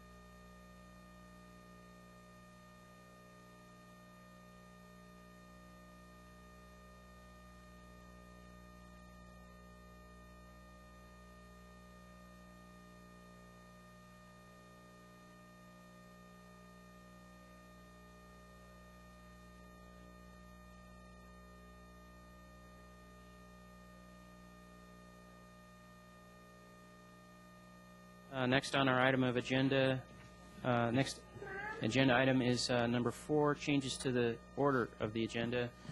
Council members, would you like to request any changes to the order of the agenda? No, Mr. Mayor. No, Mr. Mayor. Thank you. All chimed in. Staff, any changes? We have no changes. No changes. Okay, moving on. Item number 5 is council communications and announcements. Anything to report? I just report that the South Bay Systems Authority continues their pursuit of a manager, a replacement manager for Jim Bewley. We're in the process of recruiting. We'll be interviewing in the next couple of weeks and hopefully have a recommendation to the commission by the end of January. Thank you, Actually, Matt, if I may, I forgot I have a couple of things. Okay, go ahead. The first is to my fellow council members. As you know, this week on Friday night is the San Mateo Council of Cities dinner. This is actually a wonderful opportunity if you want to come and really have some fun. It's up in Colma, and it's the volunteer firefighters up in Colma put on a feast for council members. It's a lot of fun. It's an opportunity to really get out and network with council members from the other 11 cities here in San Mateo County. The second is, as I mentioned earlier, tomorrow night, Tuesday, from 7 until 9, we do have our second Enhancing the City of Good Living public workshop. It's going to be a discussion on natural resources, and it will be held here in the City Council chambers, again, from 7 until 9 tomorrow evening, the 13th. And then finally, I received just a notice I'll pass along. It's a notice of preparation of an environmental impact report from what's called Fly California. It's about the California High-Speed Rail Authority. There's a mouthful. And so that's going to be coming. If the public is interested, I'm sure that we'll get some information or links from our website to the public. And that's about it. Thank you, Inga. Any others? That should cover it. Okay, moving on. Then item 6, reports to council. Staff, do we have any items to report? We have no additional reports. Thank you. Item 7, presentations. Item 7A is discussion of legislative priorities. Assemblyman Ira Ruskin. Ira.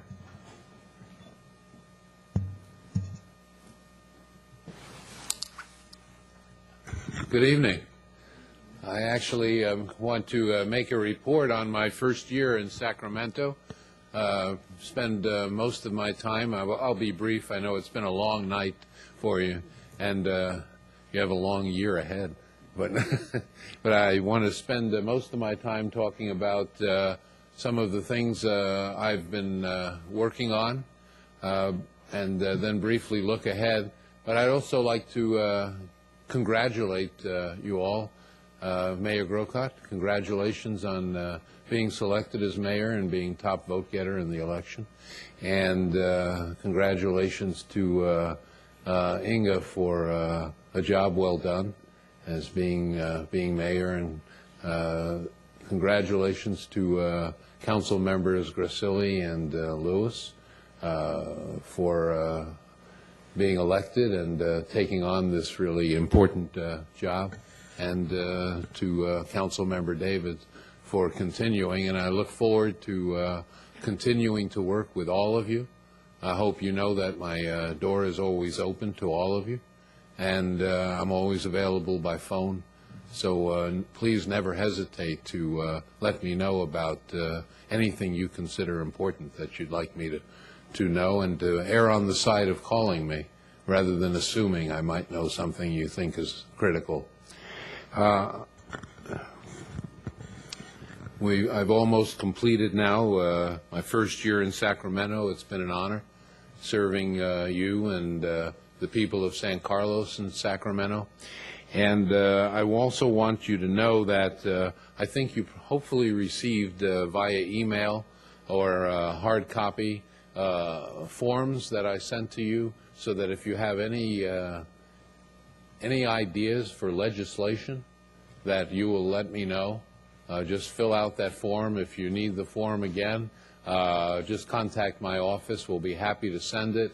We're in our phase of preparing our legislative package for 2006. So if you have thoughts for legislative ideas, please send them as soon as possible.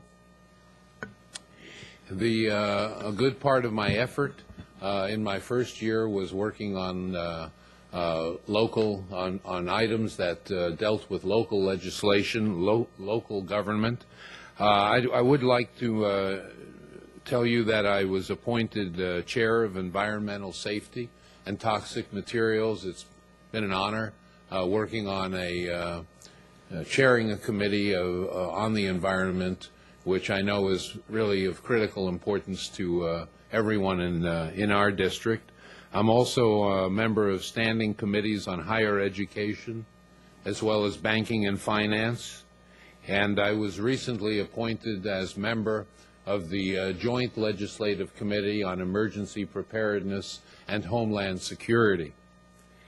And this is of critical importance now. We saw what happened during Katrina. I think it's really important that we in California really assure ourselves that we are as prepared as we can be for emergencies. As you know, one of my areas of focus before being elected to the Assembly was the Hetch Hetchy water delivery system.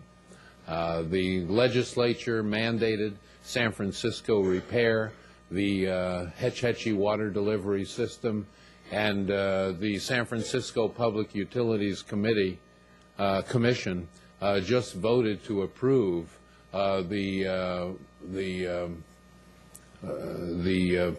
all of a sudden I can't think of the words, the capital improvement program for doing that. But it's really essential that the San Francisco Public Utilities Commission be monitored, that their work be monitored, and that we assure ourselves that they do complete the task of seismically retrofitting the Hetch Hetchy water delivery system. And I will be continuing to monitor that now as a member of the Emergency Preparedness Committee. In 2005, I authored 18 bills. 9 of them got through the legislature to the governor's desk, and I was very pleased that the governor signed 7 of the 9 bills he looked at. And so I feel that much of my effort was of a bipartisan nature. More than one of my bills passed through the legislature without a no vote in either house. So I was really pleased that some of the work I was able to do was very strongly bipartisan. Let me quickly go over some of the bills that I authored. First, in the area of protecting the environment, Assembly Bill 1317 produced new important safeguards for drinking water by increasing the speed with which new pollutants are tested for. Basically, we took out of statute the provision for testing once new pollutants are identified and moved them into regulation. So when new pollutants are identified, it's a much quicker process for the labs to begin testing for that and ensuring that our water is safe, as well as our food and our soil. Assembly Bill 1365, I introduced to help fight global warming. I thought this especially important since the leadership was non-existent on the federal level, at least not to my satisfaction. And the bill I introduced would mandate that future state planning reports adopt the greenhouse gas emission reduction targets of the Kyoto Protocol. That bill passed through the entire Assembly. It passed through the committees of the Senate and is now on the Senate floor, and I will bring that up for a vote on the Senate floor sometime after the beginning of the year. Moving from bills dealing with environment to dealing with consumer protection, I want to mention Assembly Bill 889. It is a bill that deals with, I believe it's fair to say that it's the most significant bill in terms of enforcing the accuracy of weighing and measuring devices in the last 20 years. The bill was about to sunset. My bill saved that, extended the sunset, and also increased the state authorization for funding that counties can charge, the funding that counties can levy for inspecting, weighing, and measuring devices to current levels, paying attention to the cost of living increases over the last 20 years. Up till now, essentially, we'd only been inspecting, weighing, and measuring devices, perhaps 60% of the devices. We were doing only about 60% of the devices, device inspections one might want. This will enable us to get back to 100%, at least until the cost of living increases again. And we're talking about everything from gas pumps to scales at Safeway and when you buy peaches and you weigh them on the scales. We're talking about that. And for the first time ever, my bill also introduced accurate inspections for scanning devices. scanning devices must now be inspected for accuracy at 100%. They're expected to be 100% accurate. And that bill passed through both houses and was signed by the governor. And then moving to the next item in matters of education, one of the things I discovered during the campaign for the Assembly was the degree to which teachers were burdened by unnecessary paperwork. And I was determined to begin to eliminate some of the unnecessary paperwork that teachers have to deal with every year. We were able to identify several strands of paperwork that were either outmoded, duplicative, or otherwise unnecessary. I worked with Secretary O'Connell's office to do this, and this bill was signed into law without a no vote in either house. And my intent is to continue to find unnecessary paperwork and eliminate it from teachers, from the burden that teachers face every year, to continue to do that every year. My office is now investigating how to eliminate unnecessary paperwork at the community college level, as well as K through 12 this year. Two of my bills were vetoed, and I was disappointed in them in that, let me just mention at least one of those vetoes because it was something that I thought was important for local government.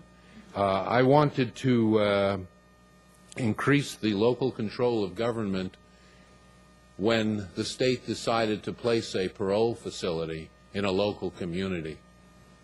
I wanted to institute a mandate that if local elected officials such as yourself objected to the placement of a parole facility because it might be too near a school or a child care facility or a playground, that it would require a public hearing. The bill passed through both houses of the legislature, but unfortunately was vetoed by the governor, and I think I might understand why he cast the veto, and we will look into talking with the governor's office to see whether we can address the problems that he might have had in vetoing that bill and reintroduce it perhaps if I think those his objections can be met and eliminated. I also introduced a bill to reduce petroleum-based fuel use. To reduce petroleum-based fuel use in the state vehicle fleet by increasing the amount of alternative fuels being used. That bill was also vetoed, and we're looking at continuing to work to address that issue. Finally, in local government efforts, of course you know, and I was really pleased that we could pass a budget in which the state would repay the entire amount of the VLF backfill loan repayment to local governments 1 year earlier than required by law. I was pleased that the budget restored Prop 42 funding with $254 million for local roads statewide and rescue many of the transportation projects that were in the pipeline from being lost. They're so critical to both San Mateo and Santa Clara counties. I mentioned Santa Clara County because I represent parts of both counties. The district I represent begins in San Carlos in the north, but goes as far south as the Almaden Valley in San Jose. And finally, there were some critical issues in regard to Medicaid and Medi-Cal reform that you're probably aware of, in which it became of great concern that the hospitals in San Mateo County and Santa Clara County might be in a perilous situation if these reforms were not carried out properly. Specifically in regard to San Mateo County, there was the concern that the county hospital might not be kept whole by these reforms. And I was able to work with the hospitals in San Mateo County and with many of my colleagues we were able to secure a special adjustment for San Mateo County of $8 million for the next 2 years to ensure that the county hospital would be kept whole and could continue to operate adequately. Also, the budget in regard to community colleges, something of importance, of course, to our county because of the community colleges in the county. Their equalization funding is quite important to the community colleges. When the budget passed through the combined negotiations between the Assembly and the Senate, equalization funding was reduced from $40 million to $20 million, which I was really concerned about. I was able to work with my colleagues, had discussions with the Speaker and with the Chair of the Budget Committee, and along with others, we were able to put in $10 million additional into equalization funding to help more adequately fund our community colleges. So those are some of the work that I was pleased to be able to do. As we look forward to the next year, I think there are certain important things on the horizon. I'm looking forward to bringing up my bill on global warming that I mentioned, and I know the legislature will address that issue. As well, I think it's really critical that we continue to work in a bipartisan effort at the Capitol. I'm hopeful that with this special election behind us, we are now in a position where everyone is really willing and able to work together more, and I do think that is that we will be able to accomplish more, I hope so, in a bipartisan nature than we were last year. And in regard to education, we've been told that there is approximately a $5 billion additional revenue than was otherwise expected. I think we need to view this as an opportunity to pay back some of the money that was taken from Prop 98 funding for our schools. I think certainly the money that was so-called borrowed from the schools to the tune of about $2 billion should be reimbursed to Prop 98 funding and distributed to the schools throughout the state. So we begin our session again right after New Year's, and again, my staff and I are putting together our legislative package for 2006. So if there are legislative ideas that you've had that you thought you'd like me to consider carrying, please let me know fairly quickly, preferably within the next week or two, because we are putting together the legislation, and new legislation has to be submitted to the Legislative Council by the last day of January, roughly. So there's not much time. That is a brief report on what I've been doing in my first year. Again, it's a great honor and a pleasure to serve you and the people of San Carlos and 12 other cities in the state legislature, and be happy to answer any questions. And please always feel free to call me or to come visit, either in the district office or in Sacramento. The district office is located in Los Altos, which is actually in the geographic center of the district. And thank you for the opportunity to be here tonight, and again, congratulations to all of you for beginning another year in public service. Thank you, Ira. Are there any questions of the council for Assemblyman Ruskin? None? Thank you very much. It's my pleasure. Thank you. I hope you'll excuse me if I don't stay for the rest of the meeting. I've got to do some preparation for a 9 o'clock meeting in Sacramento tomorrow morning. Thank you. Thank you again. Next on the agenda is item 7B, discussion of Chamber of Commerce representatives' visit to Pass Christian. Cheryl Palmer, the Chamber Executive Director. Thank you. In September, I came before the City Council and asked if you would adopt Pass Christian, Mississippi, which was a name that we really pulled out because someone had made a connection with us. You did that, and so the City of San Carlos has adopted Pass Christian, and then formally the San Carlos Chamber adopted the Pass Christian Chamber. And that was 3 months ago. During that time, we have been very busy, and we have made many friends there. And this is a relationship that we are pleased to know will go on for 3-4 more years. There are some wonderful people down there, and there are some wonderful people here too. This city has come together and donated $22,500 so far, and we think that's fabulous. And so thank you to all the citizens of San Carlos for stepping up to the plate so quickly. $20,000 of that has gone down to the Camp Katrina Relief Fund and is working already on our behalf down there. But one of the neatest things is that we've pulled together a committee of 25 people who have been very actively working. We've been meeting almost once a week for 3 months, trying to pull together relief effort and marshal our forces here. And we sent a team of 4 people on our committee down there to make the first trip. And I think you will all be touched by what you're going to see tonight, which are the slides, some of the slides from their trip there. I wanted to say, though, and then I'll just sit down and let them take over.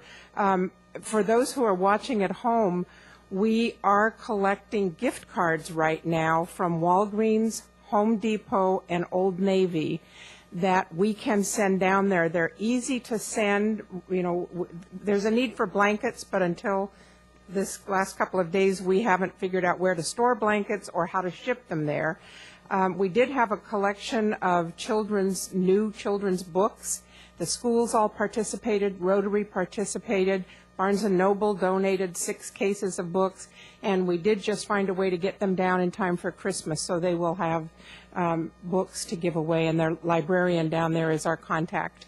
But right now we are collecting these gift cards. It puts money into the San Carlos economy as well as helping the economy back there. And these are the 3 stores that are up and running down there, and so that's what we're doing. If anybody wants to bring gift cards to the chamber, we will collect them and we will send them on down.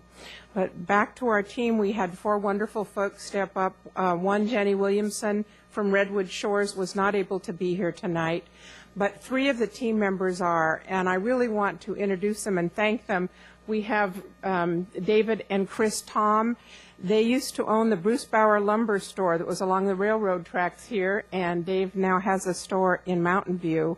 And also Fred Kohler, as most of you know, a retired executive from San Carlos.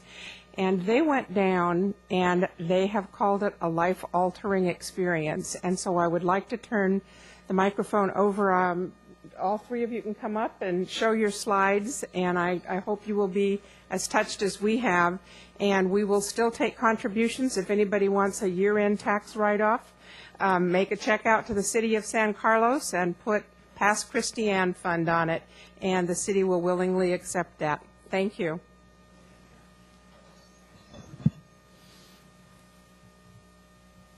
Mayor Grocott, members of the City Council, and community members. I'm a little apologetic because I can assure you that Brian Moore and I worked on this slideshow this afternoon, and before we reconvened, we worked on it again. But I can see everything has gone dead, and the TV folks put a little gadget in it to try to get stuff over to TV. And I'm not sure where we are right now. So if you'll bear with me for just a moment, I'm going to press a couple of buttons. Otherwise, I'm going to just ad-lib.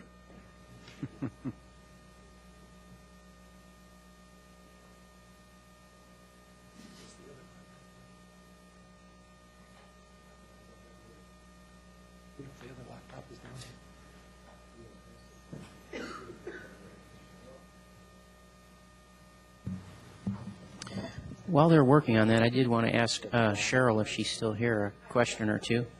In the chamber newsletter, it was reported that at press time you had collected $18,000, and the team presented a $12,000 check on their visit.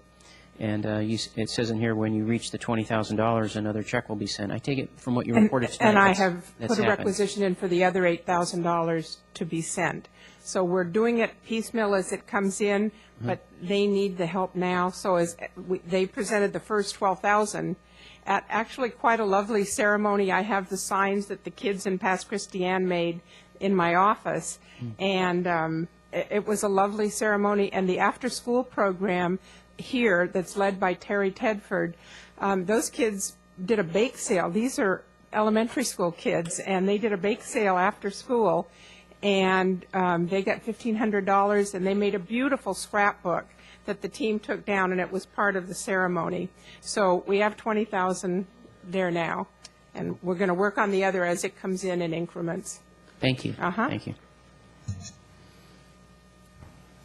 Okay, through the wonders of technology and technology help, we've got the slides up, and I'm going to press one more button and see if it'll Do we want to turn down the lights a little bit so we can see that? Please. Yeah.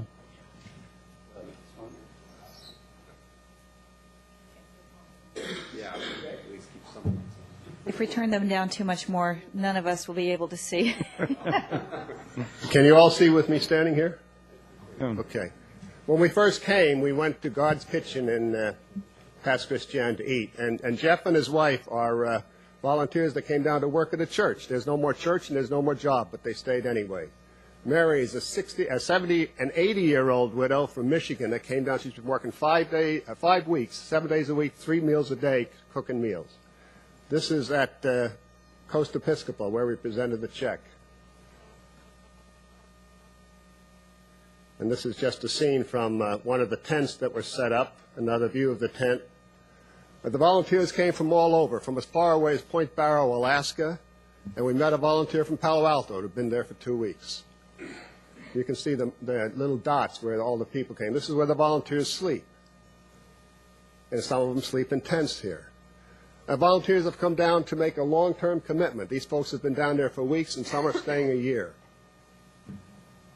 It's a deeply religious commitment.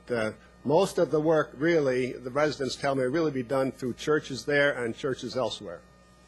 Letters by the kids in school are just break your heart to read. Everything is like this. Mind you, this is 63 days after Katrina and 36 years after Camille. That's the way they measure time down there. This is actually the main street, and they haven't forgotten Christmas. They're celebrating it. This is the village that's been set up. It's really been set up in the major park that used to exist in Pass Christian. The Seabees put up these tents. This is what the inside looks like, and this is the total possessions of the people that are there. There were 6,000 residents originally. There are now only 1,000 that have returned. 70% of the homes were destroyed. This is one of the churches, St. Paul's Church. All the churches in San Carlos made up banners, and we presented it to all the churches in Pass Christian. They loved it. There were tears over it. This is more of St. Paul's School, and this is McDonald's right next to the school. I think this was the Presbyterian church, right? The Episcopal church. And the Red Cross showed up just as we were leaving there. Another presentation here. In most cases, we had to make the presentations outside the churches because the churches were no longer there. This is a middle school. It's a disaster. Most of these places where hospitals and schools are built cannot be reclaimed because of environmental reasons. They'll have to build elsewhere. These trees have already been cut and cleared. Again, this is 63 days later. The Army Corps of Engineers did a great deal of work to clean up the streets in a lot of the public areas. There are no street signs. This is what street signs look like. This is another pod with point of distribution. Randy's Ranges. A guy came down with a horse trailer from Texas and set up, and this became a major distribution center. That was the Second Harvest Food Bank that you saw there. This is the way the houses are labeled. That's 234 Pilas Street. And mind you, these are not bad examples that we took photographs of. This is what it is like.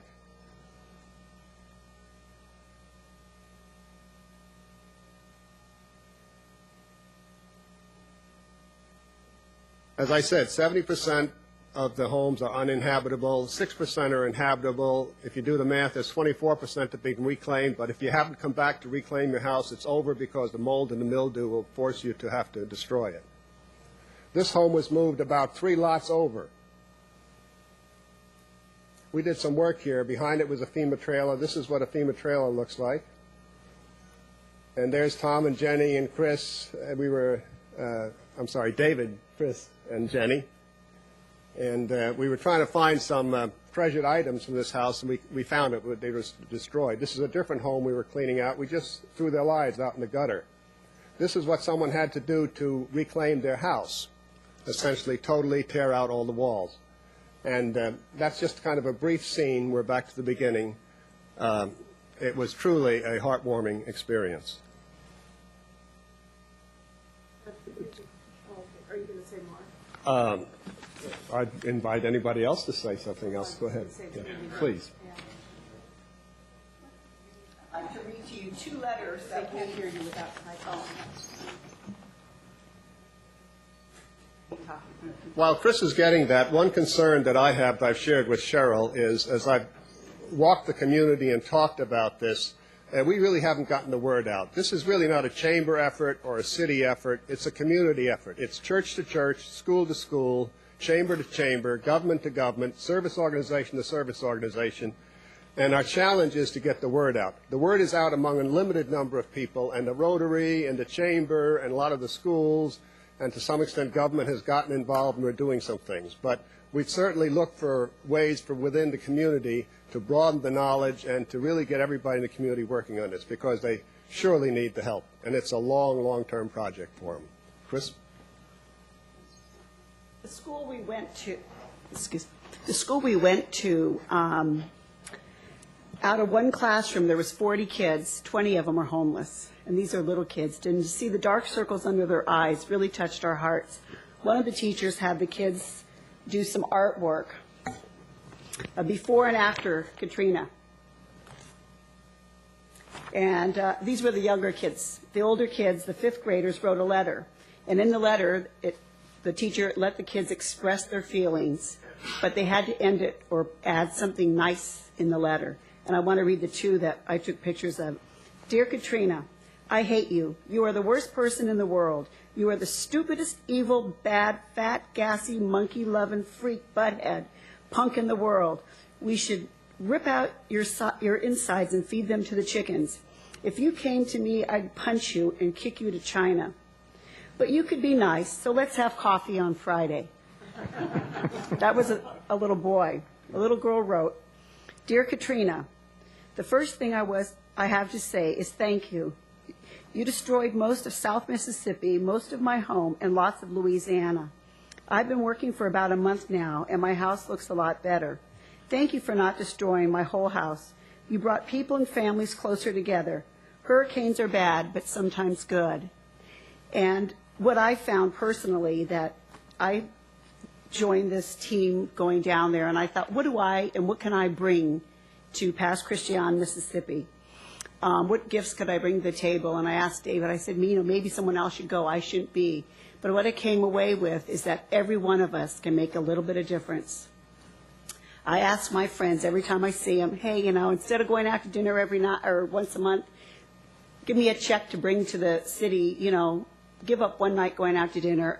And through the short time I've been on this committee, I've raised about $2,500 by just asking for those little handouts. And what I'm asking everyone is if we all make a little difference, these people need it. We threw away their lives. We threw away baby booties. We threw away dolls, photo albums. You think when you set up your holiday trees and your holiday decorations, they don't have any of them. Theirs were in their attics, and the mud and the water went that high, and everything from that high down was covered in this gross, slimy, cement-like mud that we mucked through, trying to salvage one little thing. And it was a very indescribable kind of experience. So we got to keep it alive. We got to keep it going, so the momentum doesn't run out. That's, I think, the most important thing.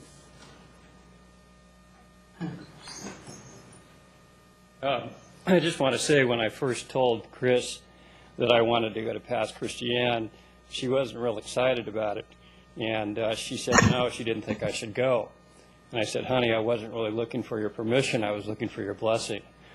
And consequently, she came with us, and you can see what's happened. She's a bigger force than I am. Last week, I was talking to someone at our lumberyard, my lumberyard, about ways to get food and supplies closed because it's cold down there right now to Mississippi, and other products that they need.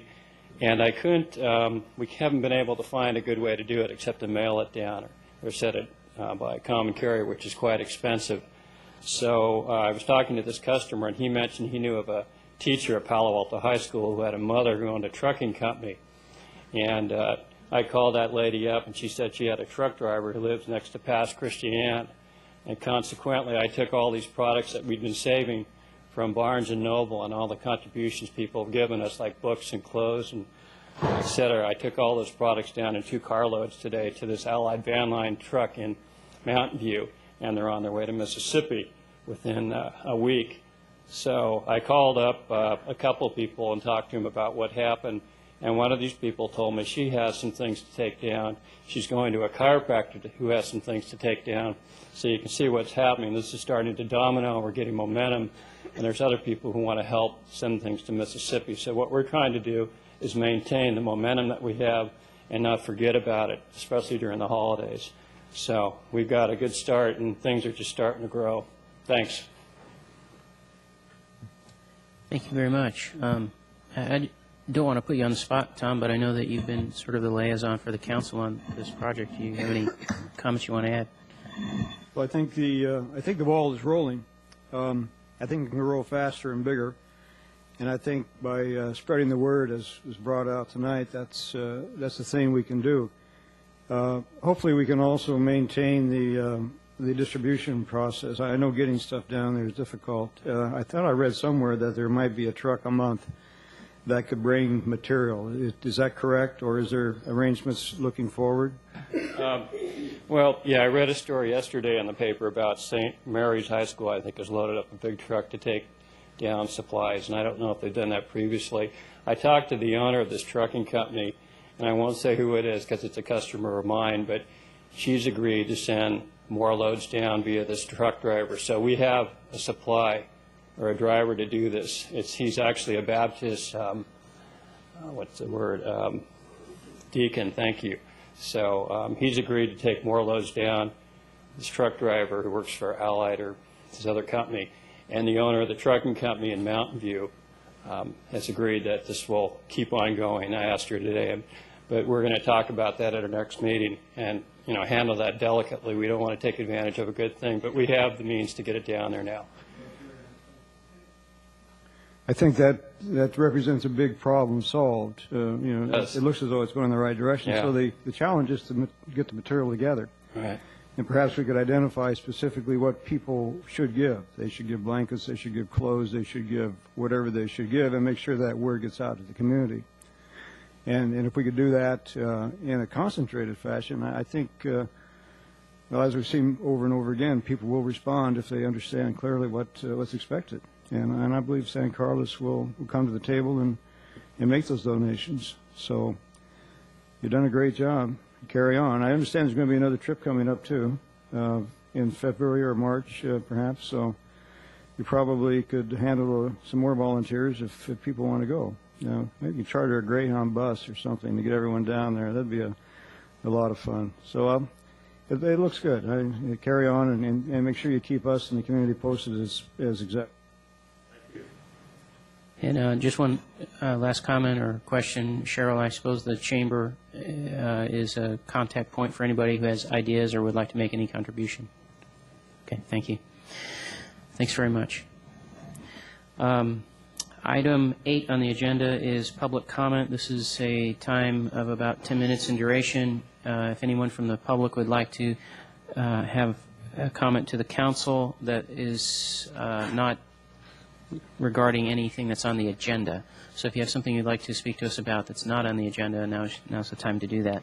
And I think I have two speaker cards. One is Captain Chuck Lax of South County Fire.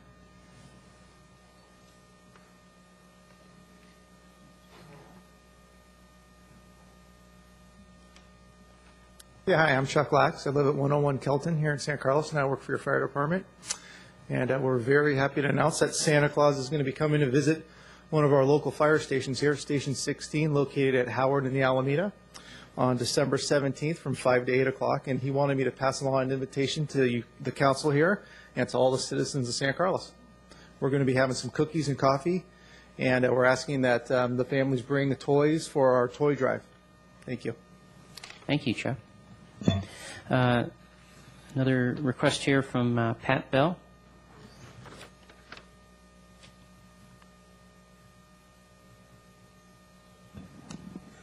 Thank you. First, want to welcome our two new council members. I'm very excited about this new council. I like Mayor Grocut's initiatives that he introduced tonight. I think that this group is going to work together and do wonderful things. I wasn't able to attend the last council meeting, and a woman spoke, I believe her name was Carla Caseri, and the firefighter spoke too about paramedics and life and death situations. And certainly life and death is at stake in those situations, but there's another outcome that you may not have thought about, and that is the person who doesn't die but doesn't go back to his or her life either. My daughter stopped breathing 22 years ago, and it doesn't matter why she stopped breathing, because once that happens, the brain cells die and your prognosis is that of a near drowning, and that's a very grim prognosis if you live. She was 16 years old. She was a couple weeks from her senior year in high school because she had skipped 8th grade. She was smart and popular and fun and funny. She's still fun and funny. Not quite as smart anymore. And it's because there weren't any paramedics around. The EMTs were there, I was there, and we waited. And we waited and waited. And those brain cells were just going. I mean, millions of them. If you look on a CT scan of her head, you can see the spaces, and cells are little bitty tiny things. So when you get a square inch, that's a lot of them. And so I want you to think about what that delay could cost in human terms. And because, Councilwoman Doherty, you have teenagers who are healthy and bright, could be you. You know, just because your kids are healthy and bright now doesn't mean that they will always be that way. It could be a choking, it could be a drowning, it could be an asthma attack. We knew a woman about Kendra's age who had had a severe asthma attack when she was 5 or 6. She'll never be able to live on her own. So, and the taxpayers are going to pay for Kendra can't talk anymore. She doesn't have the judgment to be able to be left home alone for 5 minutes because she doesn't know how to keep herself safe. She's still happy and she's still fun and funny, but somebody has to take care of her 24 hours a day, and the taxpayers are going to foot the bill for that for the rest of her life. She's only 38 and she's healthy. She's going to live a long time, and it costs us more to take care of her every year than it would cost to add another paramedic. And the taxpayers of the country and the state and the county and the city are footing that bill for her because of that delay. And one paramedic could save people who might die, could save people who would end up in Kendra's situation. It couldn't be more important to have enough paramedics so that there's one really close when you need him. And you know, if he's back at the firehouse keeping the gear up to date, that's fine with me, because when I need him, I want him ready. I have waited for him to show up, and I have ridden in the front seat of that ambulance with a loved one in the back. And I hope that none of you ever experiences that, but I urge you to make sure we have enough paramedics. Thanks. Thank you, Pat.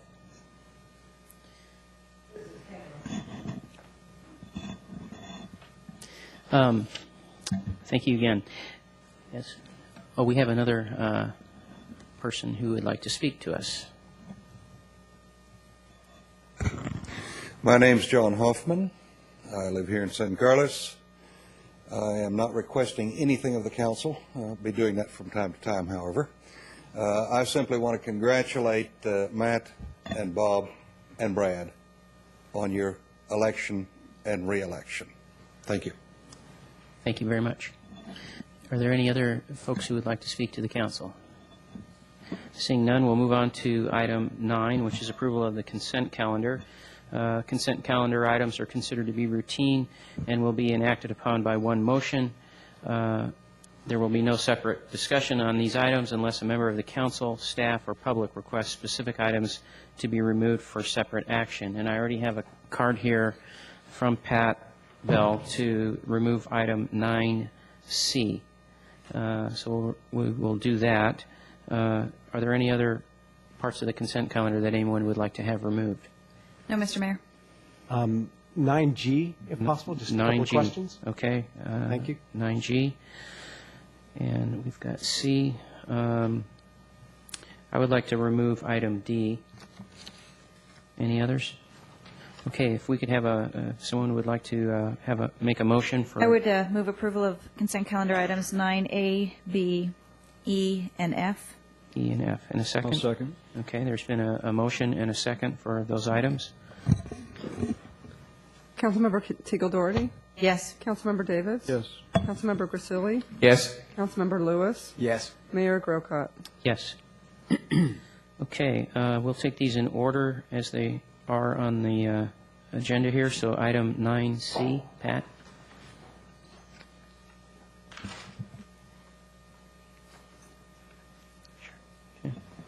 Item 9C, while Pat is coming up to the microphone, is adoption of ordinance number 1365, repealing Chapter 6.04, Animal Control, and adding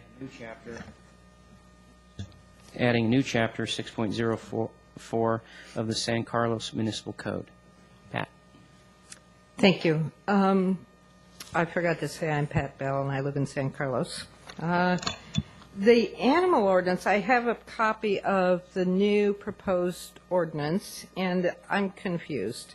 It says household pets includes, and this is under definitions on page 3, includes small animals, dogs, cats, parakeets, blah, blah, blah.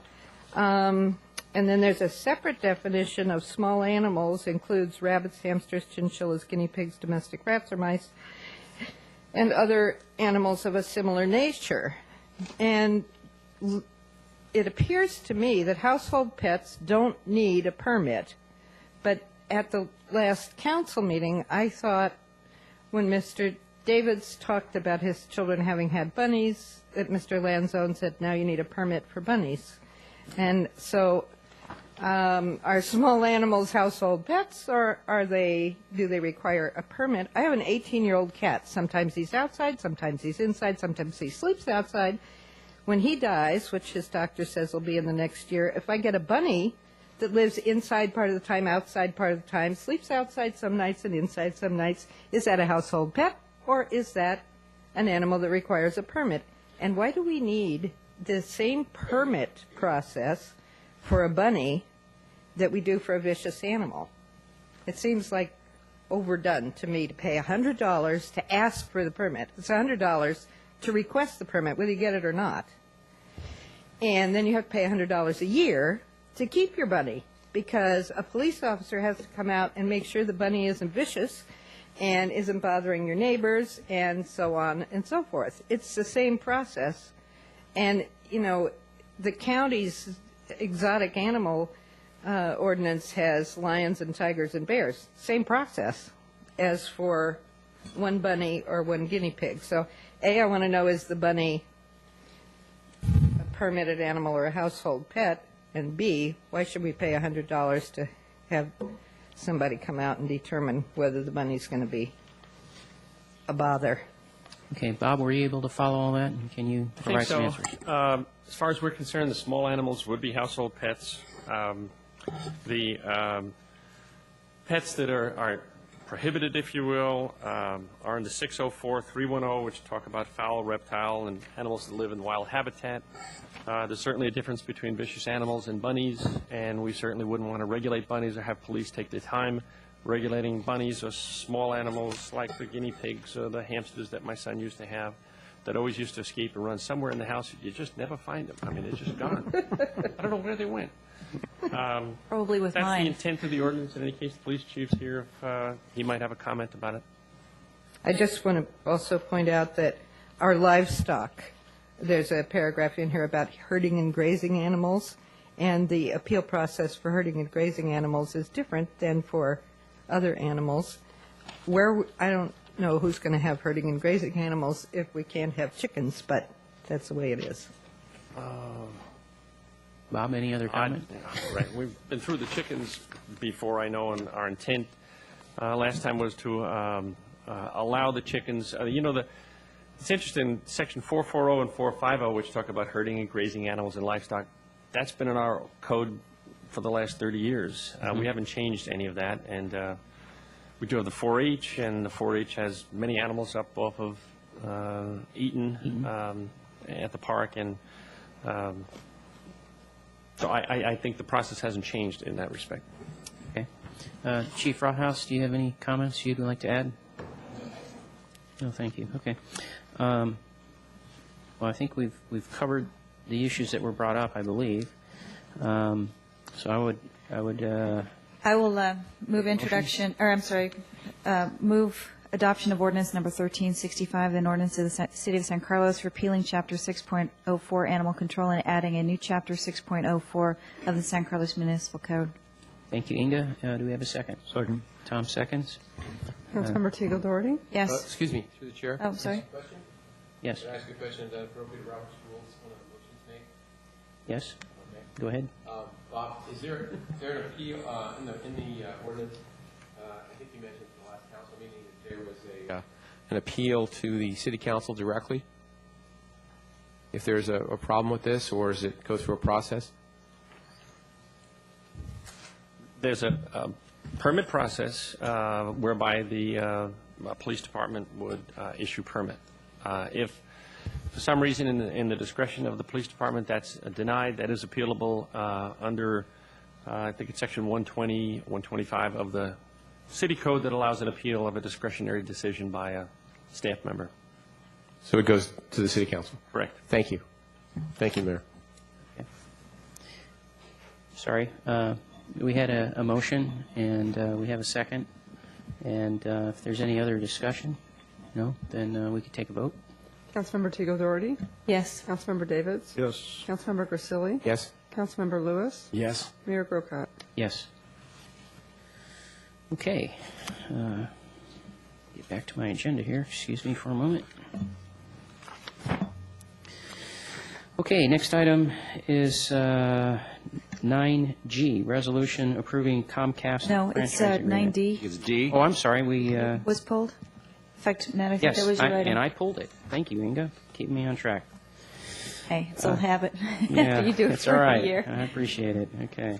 I simply wanted to pull, I don't have any questions on 9D. I just wanted for us to vote on it separately because I had voted against it before and want to do so again. So if somebody wants to move approval of this, I would move adoption of ordinance number 1366, an ordinance of the City of San Carlos amending the San Carlos Municipal Code, Chapter 12.16, regulating the maintenance and removal of trees. Second? okay, it's been moved and seconded. Do we have any discussion on the item? Hearing none. Christine, if we could take a roll call. Councilmember Teagle Doherty? Yes. Councilmember Grisilli? Yes. Councilmember Davids? Yes. Councilmember Lewis? Yes. Mayor Grocott? Yeah, no. Is that a yeah, no, or a no? That was a no. Thank you. Yes, sorry to be Emphatic no. an emphatic no. Okay, now we are going on to item 9G, which is a resolution approving Comcast franchise agreement. Great. I just have a couple of questions just for clarification in the material that we got this week. So my first question is, I believe it says that that we may receive some sort of a credit due on the annual Peninsula TV dues. And I guess what I was wondering is how much of the dues and how much of a credit might we expect? Okay, Council Member Lewis, the way Peninsula TV works is that each of the member agencies are contribute money towards the operation and maintenance of Peninsula TV. In the case of San Carlos, the contribution each year is around $22,000. The contribution is basically made up of operating costs and also capital equipment. Through the Comcast franchise that's before you tonight, Comcast has dealt with the 7 cities in the county involved in this consortium, and as a group has put in $1 million for capital equipment towards Peninsula TV. The San Carlos share of that is over $122,000. In our discussions with the Peninsula TV Executive Committee, which is a group of the cities in the county that work together on cable TV issues, they have said that if cities such as San Carlos contribute those funds towards Peninsula Television, the cities will receive a credit towards their annual dues. So presumably we would get a credit over the next 15 years equal to that amount. And how much are the annual dues? $22,000. $22,000, sorry. Mm-hmm. And then my other question is, so we get an estimated $300,000 per year? From the franchise fees, that's correct, and the franchise fees go to the general fund. And is that the same for all cities in the The franchise fees are 5% of the cable operator's gross revenues, so it's a function of how many subscribers you have. So it varies fairly significantly. For a big city, the franchise fees could be over $1 million a year. In a smaller city, they might be as little as, say, $50,000 a year. In our case, it is $300,000, and it is shown in your general fund revenues. Mm-hmm. So would we lose revenue if they lose subscribers, if we lose since? Correct. That's correct. And then the other thing is, I guess there's fiber is going to be run through 13 specific sites. That's correct. And I noticed there were 18 sites for service. And I guess I'm wondering, by what criteria did you choose those 13 for fiber? Well, the last franchise had the cable service, the 17 sites that you refer to, and this franchise basically continues that on. And basically, all of these things are compensation for the cable operator using the public right-of-way. So the 17 sites continue on. The fiber optic network, or the institutional network, INET, there's a number of terms, is new in this agreement. And what it provides is for city sites, such as the city buildings, parks, fire stations, et cetera, and also most of the school buildings, there is a two-way high-speed fiber link between those sites. That fiber link terminates at this site, City Hall, and then there is what they call edge equipment and switching that lets us move the signals from this site to all the other city halls and also the county center.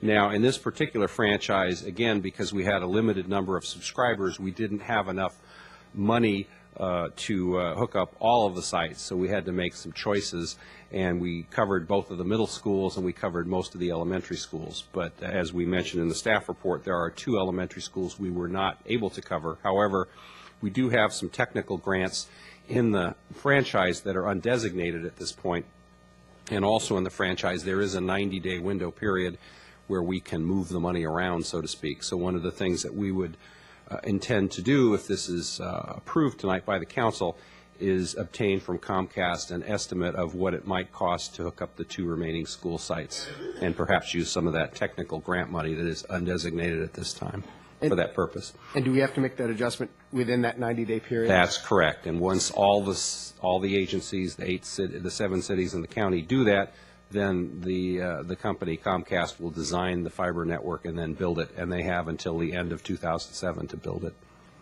Great. And then my final question was, in the competitive equity clause, yes, it says, I guess there's a clause that more favorable or less burdensome terms or conditions when future agreements with these companies are developed and approved. I guess just to help me understand that, can you illustrate that with sort of an example? It seems like there's a couple of Sure. things that could in the past, you probably know that there has been one cable provider in San Carlos, Comcast, and there's been one local phone company, Pacific Bell, SBC, now AT&T. In the coming year, those 2 companies will compete with each other for both services. That is, Comcast will begin to offer local and long-distance phone service sometime probably in the summer of 2006. And conversely, SBC and AT&T will come to San Carlos, we believe, and request to start offering video service. The city also has, I think we mentioned in the staff report, a cable franchise with another company, RCN, which, while we have a franchise, they never built the cable system in San Carlos. They do have customers in other parts of the county. In the instance of RCN, because they did not follow the franchise, we do receive $10,000 a year in penalty money, and that is the money we use actually to webcast these council broadcasts. In the case of SBC, if they come to us next year, as they've suggested that they may, we will need to obtain from them comparable compensation in terms of this agreement. To the extent that we don't, in light of the competitive equity clause in this agreement, we run the risk of losing some of these items, like the franchise fee, the fiber network, the hookups, et cetera. So that provides a powerful incentive for the cities that have this clause to make sure the playing field is level, if you want to use that expression, and I'm sure that's probably the reason the Comcast folks wanted it in their new franchise. And I guess the only other interesting piece of this is that while we certainly at the staff level will endeavor to make the playing field level, if the phone company does in fact come and ask for these permits, there's also another scenario by which if either at the state or federal legislative level we are preempted from franchising, we may still trigger some of these provisions. So we also need to watch the legislation closely, and I think that's also mentioned in this report. So it's going to be an interesting year. Great. Thank you very much. Okay. Any other questions of staff?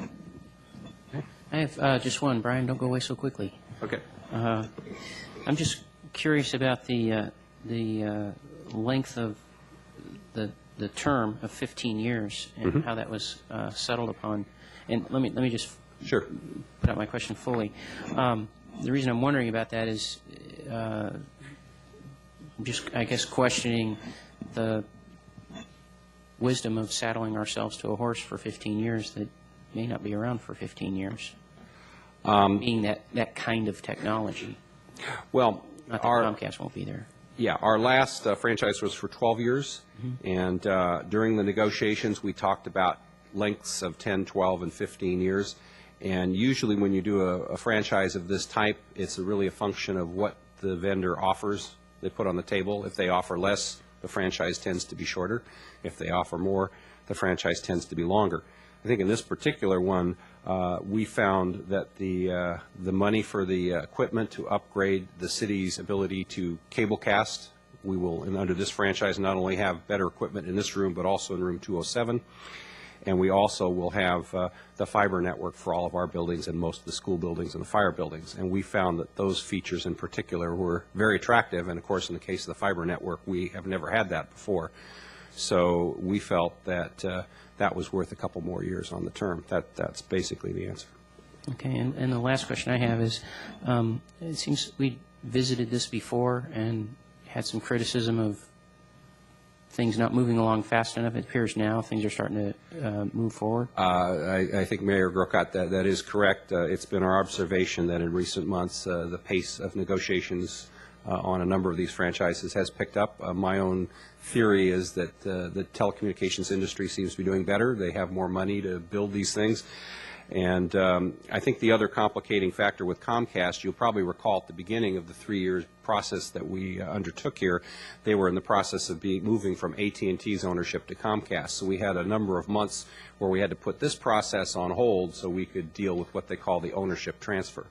But your supposition is correct. My observation is in recent months things have picked up, and obviously we've been anxious to move this one along and get it approved.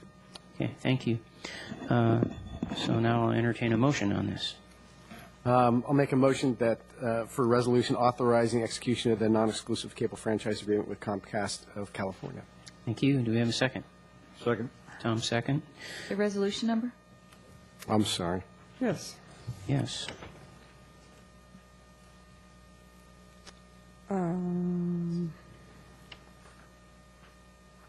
Next in line? Oh, 100. So, We did 100 this year. yeah, your motion is adoption of Resolution 2005-100? Yes, 2005-100. Thank you. Next Tom, time for I sure. suppose you still second I'll that? still second that. Okay, we got it all correct here now. And do we have any discussion on this item? No. Okay, we're going to do this right, Bob. Councilmember Lewis? Yes. Councilmember Davids? Yes. Councilmember Grisilli? Yes. Councilmember Teagle Doherty? Yes. Mayor Grocott? Yes. Okay, I think that completes the approval of the consent calendar. Oh, we're moving along real quickly here. Okay, item 10A is a public hearing, consideration of adoption of mitigated negative declaration and approval of the project for Belmont Creek box culvert installation under Industrial Road. Parviz, are you? Actually, through the chair, Yes. I had a procedural question. It's been staff's recommendation that we continue this item. Do we need to open the public hearing to continue it, or do you want to leave the public hearing alone and just have a council motion to continue this item? If we have a date certain that January 9th, then I'd like you to open the hearing and continue it to a date certain so it doesn't have to be advertised again. Okay, great. So the public hearing is opened, right? Public hearing is now open. And I would move that we continue item 10A to January 9th. Okay. That works for staff? January 9th? Yes, Mr. Mayor. Okay, very good. And we have a second on that? So we're, again, just to clarify, what we're doing is moving a continuation of this item to the January 9th, 2006 council meeting. And that was seconded by Tom. Any discussion on that? No? Okay, let's take a vote on it. Councilmember Teagle Doherty? Yes. Councilmember Davids? Yes. Councilmember Grisilli? Yes. Councilmember Lewis? Yes. Mayor Grocott? Yes. Okay, so we'll continue that item. Next item is new business, 11A, consideration of appointments to council subcommittees and ad hoc committees for 2006. So let me turn over there. Okay, what I wanted to do on this item is have us consider tonight as many of these as we can. We may not get through all of them. I realize with the newness of the two council members and folks not necessarily knowing their schedules, we may not be able to get through all of them. We do need to at least make an appointment for the South County Fire Board, and it would be nice to get some of these that meet in January to get those taken care of if we can. For instance, ABAG and CCAG.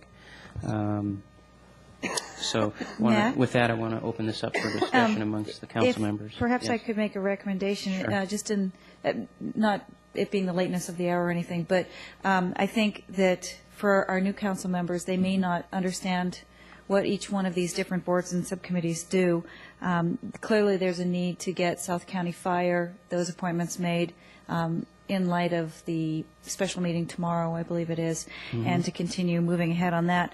So focusing the energy this evening on that appointment, and then perhaps each council member emailing you directly with their interest, and then having staff compile a list, and then we calendar it for our next meeting. And if there's discussion, if not, I mean, if it's only one person is interested in serving on one committee, that might be an easy appointment to make. Okay, I do want to open it up. I appreciate the comment, and I do want to open it up to especially the two new council members, because they're the ones that are affected by this perhaps the most, being that they're new. So, Well, I'm comfortable if we want, my concern is just make sure we have January covered with any appointments where we have both, King and Eaton as our primary contacts there. Like, for instance, the second Thursday, the CCAG, we should at least maybe discuss coverage for that meeting, if not a formal appointment tonight, right. just because we'll meet in the second Monday, right? And this is that Thursday. So just in the interest of everybody's schedule. So that might be something to consider, coverage of that meeting. If you don't want to do appointment, I certainly would understand if we wanted to wait on some of the appointments until we get some more information. okay. Bob, any comments? The only comment I had, I don't know if the folks that are already assigned, Councilmember Davids and Inga and yourself, Matt, are going to continue, serving on these committees that we have, or if you'll be switching off. There's an awful lot of them here. There's 16, 22, 24 different committees, and I don't know that maybe Inga doesn't want to be on the heart one again, or something, or Tom doesn't want to be on the congestion relief. something. Yeah, and actually, if I may speak to that, some of these are actually appointments. For example, Hart is an appointment that's made through the Council of Cities, and so it's not automatic that, I mean, that one doesn't switch unless it's, and I think my term on Hart runs for 3 years. So some of these, this list isn't clear about which ones are really open. The reason for my recommendation was actually every year the mayor generally makes the appointments, and so sometimes council members stay and sometimes they don't. I think what Matt is trying to do is to find out who's interested in what. So, for example, I might say, I really enjoy being on the 2+2 and would like to stay on that one, but as an alternate or as the 40 developmental assets person, that may be something that, I'd rather have someone else pick up and drive or, work on that one. So the other thing, too, is some of these committees, for example, the Code of Ethics and the athletic field use needs, one has been we're not really actively meeting in terms of Code of Ethics, and in fact it was sort of an ad hoc committee. Matt you may choose to continue with that ad hoc, or because it is an ad hoc committee, you may choose to close it down, and then if something comes up that you at that point then reconvene with new members. You want to offer up what you'd like to continue with, Inga? I would love to stay on 2+2. And what item is that, Inga? It is item number 6. Sorry, 6. Yes. Okay. And in fact, I had been doing OES, the Emergency Services Council, which is item number 13, and dropped off of it when I became mayor. I would be happily willing to serve back on that. And I feel like I have a pretty good background, especially with some of the weapons of mass destruction training and programs that they put on in natural disaster preparedness. So those two would be sort of my interest.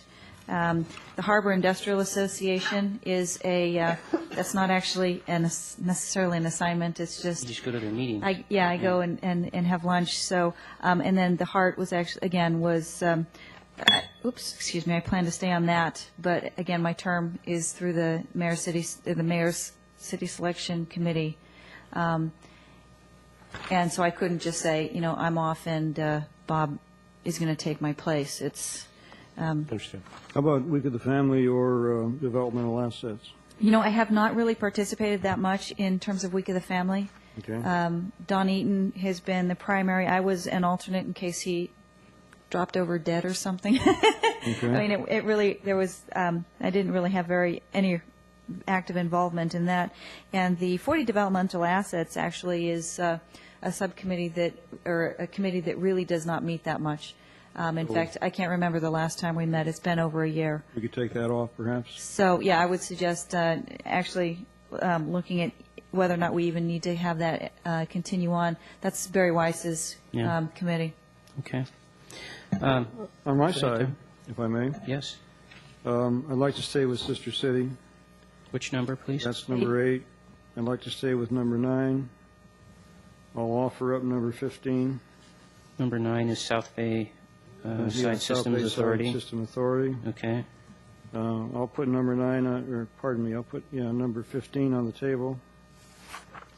Okay. On the backside, the Housing Committee basically is now part of EDAC. EDAC is No longer. incorporating that function, so I think we could take that off. Mm-hmm. There will be a subset of EDAC, but that's more of a committee function than a chair. And the athletic field, I will continue with that as need be, but we're basically finished, and the recommendations will come forward. The only thing we might have is a revisit with the committee based upon the review by the Park and Rec Commission before that comes to council. But that's a side point. Mm-hmm. We'll just leave that alone, and that's about to run its course. Actually, Matt, if I may, too, I'd like to stay on the PAMF application as well, just from a standpoint of continuity. So, Okay. We're done with Code of Ethics, too, aren't we? Or do we We're done need with a- code. We're- yeah, I would say committee we're- for Yeah, that, do we would only start that up if we. And council visioning, I think, is done as well. That was one of my ad hoc committees that Right. went Did through that, to we're- sustaining, yeah, okay. Yeah, we're started on that. We've got it going. Okay, any other of these that are council of cities appointments? I don't think other than Hart. That would be it. Councils of cities selection committee is automatic. Well, that's that one, the Council of Cities and the Mayor City Selection, they're actually two separate meetings, but they're held within the same evening. So the Council of Cities is actually a dinner meeting that is open to any council member to go, and it's basically more networking than anything else. Generally, before that meeting is the Mayor City Selection Committee, and that is either the mayor or the mayor's proxy as sent in by letter, votes on more of the regional boards. Like, for example, at our next meeting will be the transit board appointments. I thought, no, that's being pushed till January. I had heard. Yes and no. There's been some confusion. I'm chair of the Mayor City Selection Committee as well as the Council of Cities this term. It looks like because the appointment of the new chair won't happen until January, I'll stay on as chair of that group, which will be interesting, Matt, because you will be the voting member and I'll just be the chair of the group through January's meeting. And then we'll see what happens at that point. Okay. All right. You guys following this all right? This is fascinating. You want to have some more input now? You want to pick any, Brad? Well, I'm actually curious. Yeah, I think Matt maybe should get the next. Yeah, Matt, what your what your thoughts are as Yeah. far Okay. as what you. Sure, I'll go through these. The ones that I'm on, Airport Land Use Committee and Airport Roundtable, although they both deal with airports, it's not necessary that it be the same person. It just has tended to be that way. Airport land use deals with any land use issue that, let's say, conflicts with an airport, whether it's Half Moon Bay Airport or San Carlos Airport or San Francisco Airport. So that's what that committee looks at. Airport Roundtable looks at noise issues as they impact the various cities that are members of the Roundtable, San Carlos being one of those. And to tell you the truth, I would love to unload one or both of those because I think, in the mayor's, with the mayor's responsibilities and even just the perfunctory things that need to be done with the chamber and so forth, to reduce some of the meetings that I need to go to would be a good thing. So I'd put those on the table, items 2 and 3. Let's see, where else am I showing up here? Matt, I I'm have the a question. alternate on Just a ABAG. Real Yeah, quick yeah. clarification under Airport Land Use Committee. It says C number 3, which is Airport Roundtable. So are they the same meeting, just two meetings within? No, they this- meet on separate times. Oh, so the C number 3 is actually, I don't know why that's there. so, sorry. That's all right. Yeah. No. No, they meet, why I asked they that. meet at So- different times. Airport Land Use meets Thursdays at, I believe it's 4 o'clock. Is that monthly? Yeah, but we don't meet all that often. It's been a while since we've met, but it is monthly. So it's an as-needed type of meeting? Yeah, kind of. Airport Roundtable, it says there, that's correct, meets first Wednesdays, 7:30 p.m. In Millbrae at the Cacchetti, I think is the name of the Cacchetti Room in Millbrae, next to the library. ABAG, I've never been to an ABAG meeting. I was the alternate behind Don on that. And The question is, do you want to go? No. No. I'd rather not. And that's the one that's over actually in, like, Oakland, right, Yeah. is where ABEG Yeah. meets? Yeah.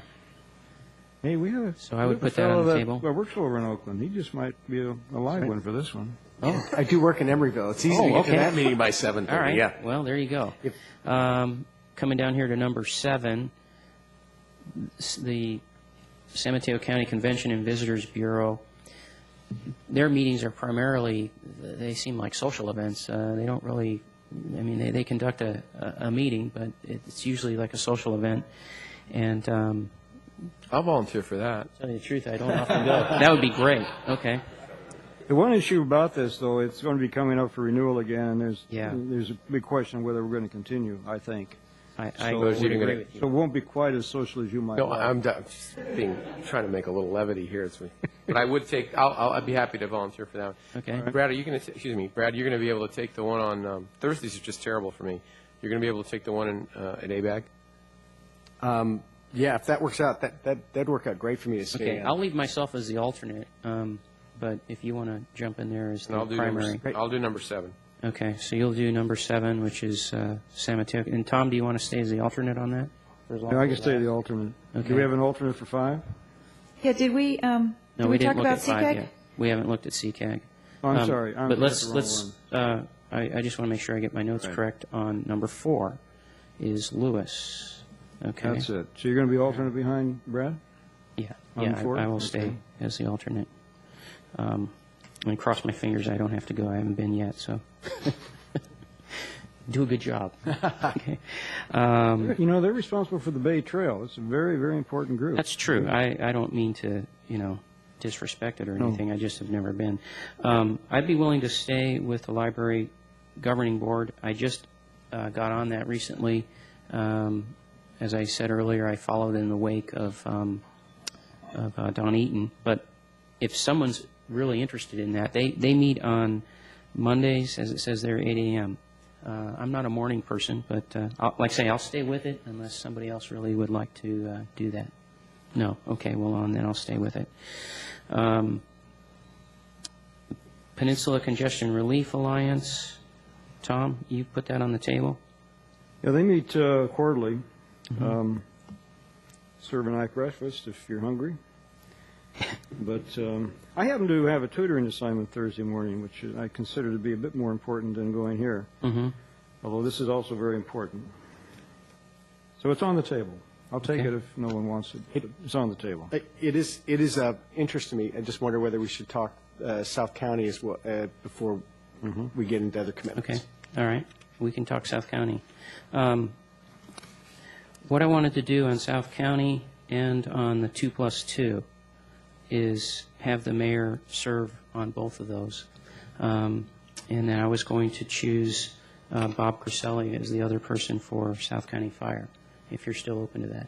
Sure. Okay, all right. Okay, so South County Fire would be Brokat and Criselli. What time are we meeting tomorrow, Matt? 10 a.m. 10 a.m. Okay, room 207. Yes.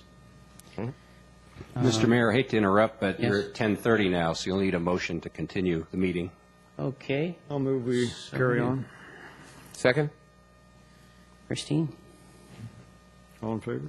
Just an all in favor? Just all in favor. Okay, all in favor, say aye. Aye. Aye. Opposed? I'm going to abstain because I really don't want to stay, but. Okay, no, fair enough. just teasing. Yeah, I'll go. Let's just- We're almost done here. Okay. And so on the 2+2 will be, Inga, you want to stay on that? Yes, I would like Right, to. okay, and so you and I will be on that. Does that leave anything else? It does. CCAG, right? Yeah, it leaves CCAG, and also And we what's did the not on family. here is Bicycle Pedestrian Advisory Committee. And I followed Tom's place on that. That actually has to be approved by CCAG if we put somebody up for that, other than if I don't stay on there. I don't mind staying on there. It's actually a very fun committee to be on. But if there's someone else that would like to be on that, I would open it up. You're the consummate biker. I think, of course, I am. I'm the consummate ped, so Yeah. why don't you go ahead? Okay, so I will stay as first, and you'll be the alternate? Yeah, that's good. Tom will be the alternate on that, okay. If we're allowed to have alternates. Okay, so the only thing that's left is CCAG. Well, I'll volunteer for that if no one else wants to do that. I'll go to that. He'll be your alternate. Okay. Okay, so we have Griselli and Doherty on CCAG. Okay, are we covered then? And Inga, you are actually the alternate on the airport roundtable. I know I am. And I guess no one took that away from me, right? Do I still have that? But you still, well, I think it's yours. Yeah? And then number 1, I believe, have you got Oh, some? ALS. I'll pick up ALS because it's pretty consistent with Emergency Services Council, the same group of folks. Yeah, okay. And I'm still on the Airport Roundtable? I can be an alternate on that if you want. On what, Airport Roundtable? Yeah. Brad, you were going to say something? I was going to, I'm sorry, I didn't mean to interrupt. On Tom's Peninsula Congestion Relief, I can do that if, Okay. number 15. Yeah, if I can be an alternate with you. Okay. So that's Lewis and David's. Okay. Okay, so what about Week of the Family? Matt, you want to pick that up, or? Well, hold on. Airport Roundtable, I'm sorry. I'm still left on that. And Inga, you're still my alternate? I guess so. Yeah? I mean, I've gotten a phone call saying they were looking for someone to show up at the meetings. Yeah. I usually But I go. didn't realize you weren't going, so No. I didn't realize that I had to show up as an alternate. Yeah, okay. I was going to ask Brad if he would consider being the alternate. I'll take that one. You will? I think I can take that one. Okay. Because it's on this side of the bay. Yeah, it is. Okay. Bob, you're volunteering for a lot of things here. No, I don't Bob's think- very tired. He's trying Yeah. to fill his days No, I'm not- from no, getting himself off Okay. the golf course. I'm not that many really. All right. Okay, so we're fine. And then Airport Land Use Committee will still be me, and the alternate will be me. Bob Griselli there, too. Okay. All right. I think we have covered everything. Inga, you had brought something up? Yeah, Week of the Family. Week of the Family. Now, Don said he would still work on that, and I think we should honor his request, although he's not a council member, I understand. But we just all we need there then is a liaison of the council to serve on that. Well, actually, I would ask the question George? of, do we actually need to have a council liaison for that? Good question, Inga. Because I mean, Don's always done it, and I would consider, if we want to, there's nothing that says that we have to have No, a there council. And I think that if Don needs council support, he's going to talk to staff, and staff's going to send us all an email and say, can you show up here or there, just like we do with DARE and everything else. Maybe we should consider part of it- officially, I was officially awarding that to Don as An honorable. Sure. Bob? I was going to suggest that Yeah. you might ask Jeff, since he's the staff of that, whether a liaison is needed or not.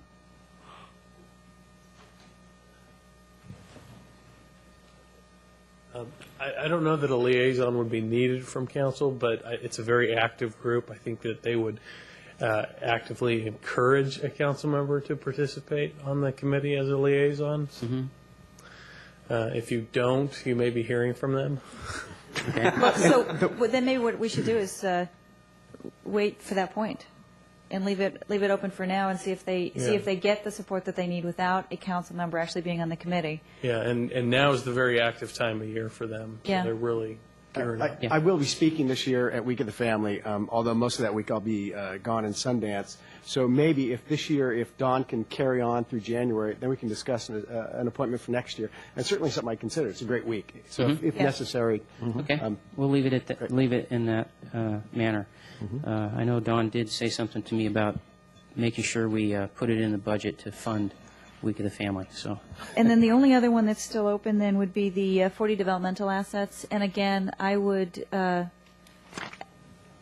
Matt, you might want to make or ask staff to check with Barry and see Sure. if indeed That's still needed, or? that's still needed or not. Because the other one that I know that doesn't show up on this list, but they were looking for council support on, is the whole foundation, the concept of a foundation for our Parks and Rec Department. The funding program. Yeah, Alternative the foundation funding program. So I think that the question bears asking whether or not it's actually, we need to do 40 developmental assets, or if it's just, what is actually needed from council. Okay. Staff, did you get what Inga was saying there? Okay, so we'll bring it back that way if necessary.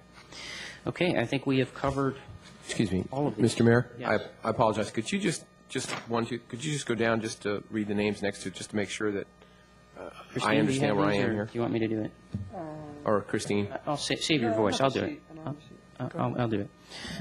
Okay, Advanced Life Support, ALS, is Me. Inga Doherty.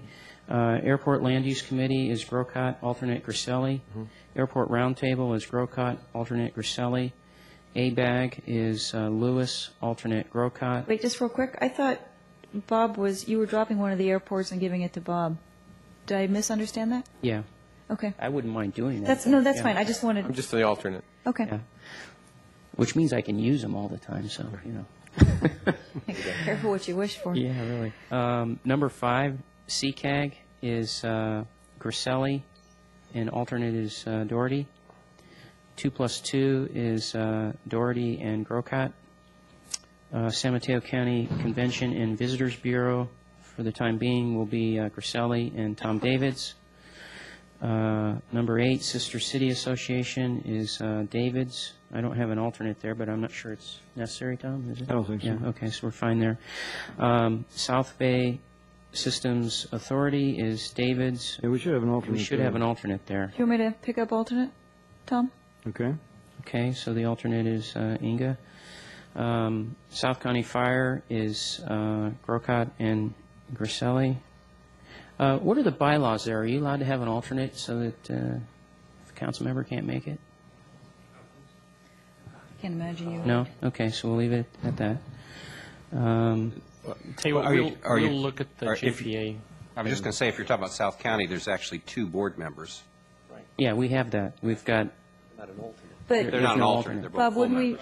wouldn't we run into the same problem where I was King's alternate on PAMF, and it ended up being potentially a Serial Brown Act violation because there were 3 council members involved, and it's more of a serial process. I don't remember if it was PAMF or one of those, but Well, what happens on South County, as I said, both of them are full members. As far as the Brown Act implications, you just have to be careful not, as you say, to talk to 3. So if the 2 San Carlos council members talk to each other, then you can't talk to the Belmont people and vice versa. To my knowledge, we've never had alternates for the JPA. All right. Correct. 2 members have been board members. All right, it's worth asking. Okay, Week of the Family is Dawn. Thank you, Dawn. Hope you're watching at home. Council of Cities, City Selection Committee is the mayor, and then Inga still has her responsibilities there, so I'll leave that as it is. Emergency Services Council is Inga, and do we need an alternate on that, Inga? We don't? no, not Mike really, was- Okay, so there's fine. unless somebody wants to be an alternate. I'd be happy to alter. Okay, Yeah, Brad. okay, so we'll put down Lewis as an alternate. And number 14, Library Governing Board, JPA, is Grocott and Davids. Peninsula Congestion Relief Alliance is Lewis with an alternate, Davids. Bicycle Pedestrian Advisory Committee is Grocott with alternate Tom Davids. And PAMF application will stay the same, and as will Hart. How about building department streamlining? Is that still active? No, we were complete with that. That's Yeah, out. they Okay. reported to council. And the only other thing to consider, I was co-chairing the Athletic Fields Committee as a designated member of the Park and Rec Commission. So I'd like to continue on, if that group meets again, I'd like to continue on in some capacity. So either to be designated along with Tom as a part of that committee, or I guess that'd probably be the best way to go. Yeah. Yeah, That'd be we fine. just keep Okay. that Yeah, as long as it until it meets finally with the- dies down. Okay. Thank you, Mr. Mayor, for going over that list. Appreciate it. You're more than welcome. Okay, that completes that item. We did get it done tonight. I wasn't expecting to, and Inga, I appreciate your comments earlier, but we did get it done. Just really quick, since on ALS, since Brad is my alternate on emergency services, it would be nice to just keep have an alternate for ALS as well. It doesn't meet that often, but the two are tied pretty closely together. Okay, so fine, on number 1, we do that? it'll be Doherty and Lewis then? Brad, you can do it? I mean, it's Yeah. an alternate. It meets twice a year. Great. Okay? Yes. All right, yes, all right, we're complete. So, the last item on the agenda is, I think we come back to public comment. And do we have any members of the public who would like to add comment? Seeing none, we are adjourned.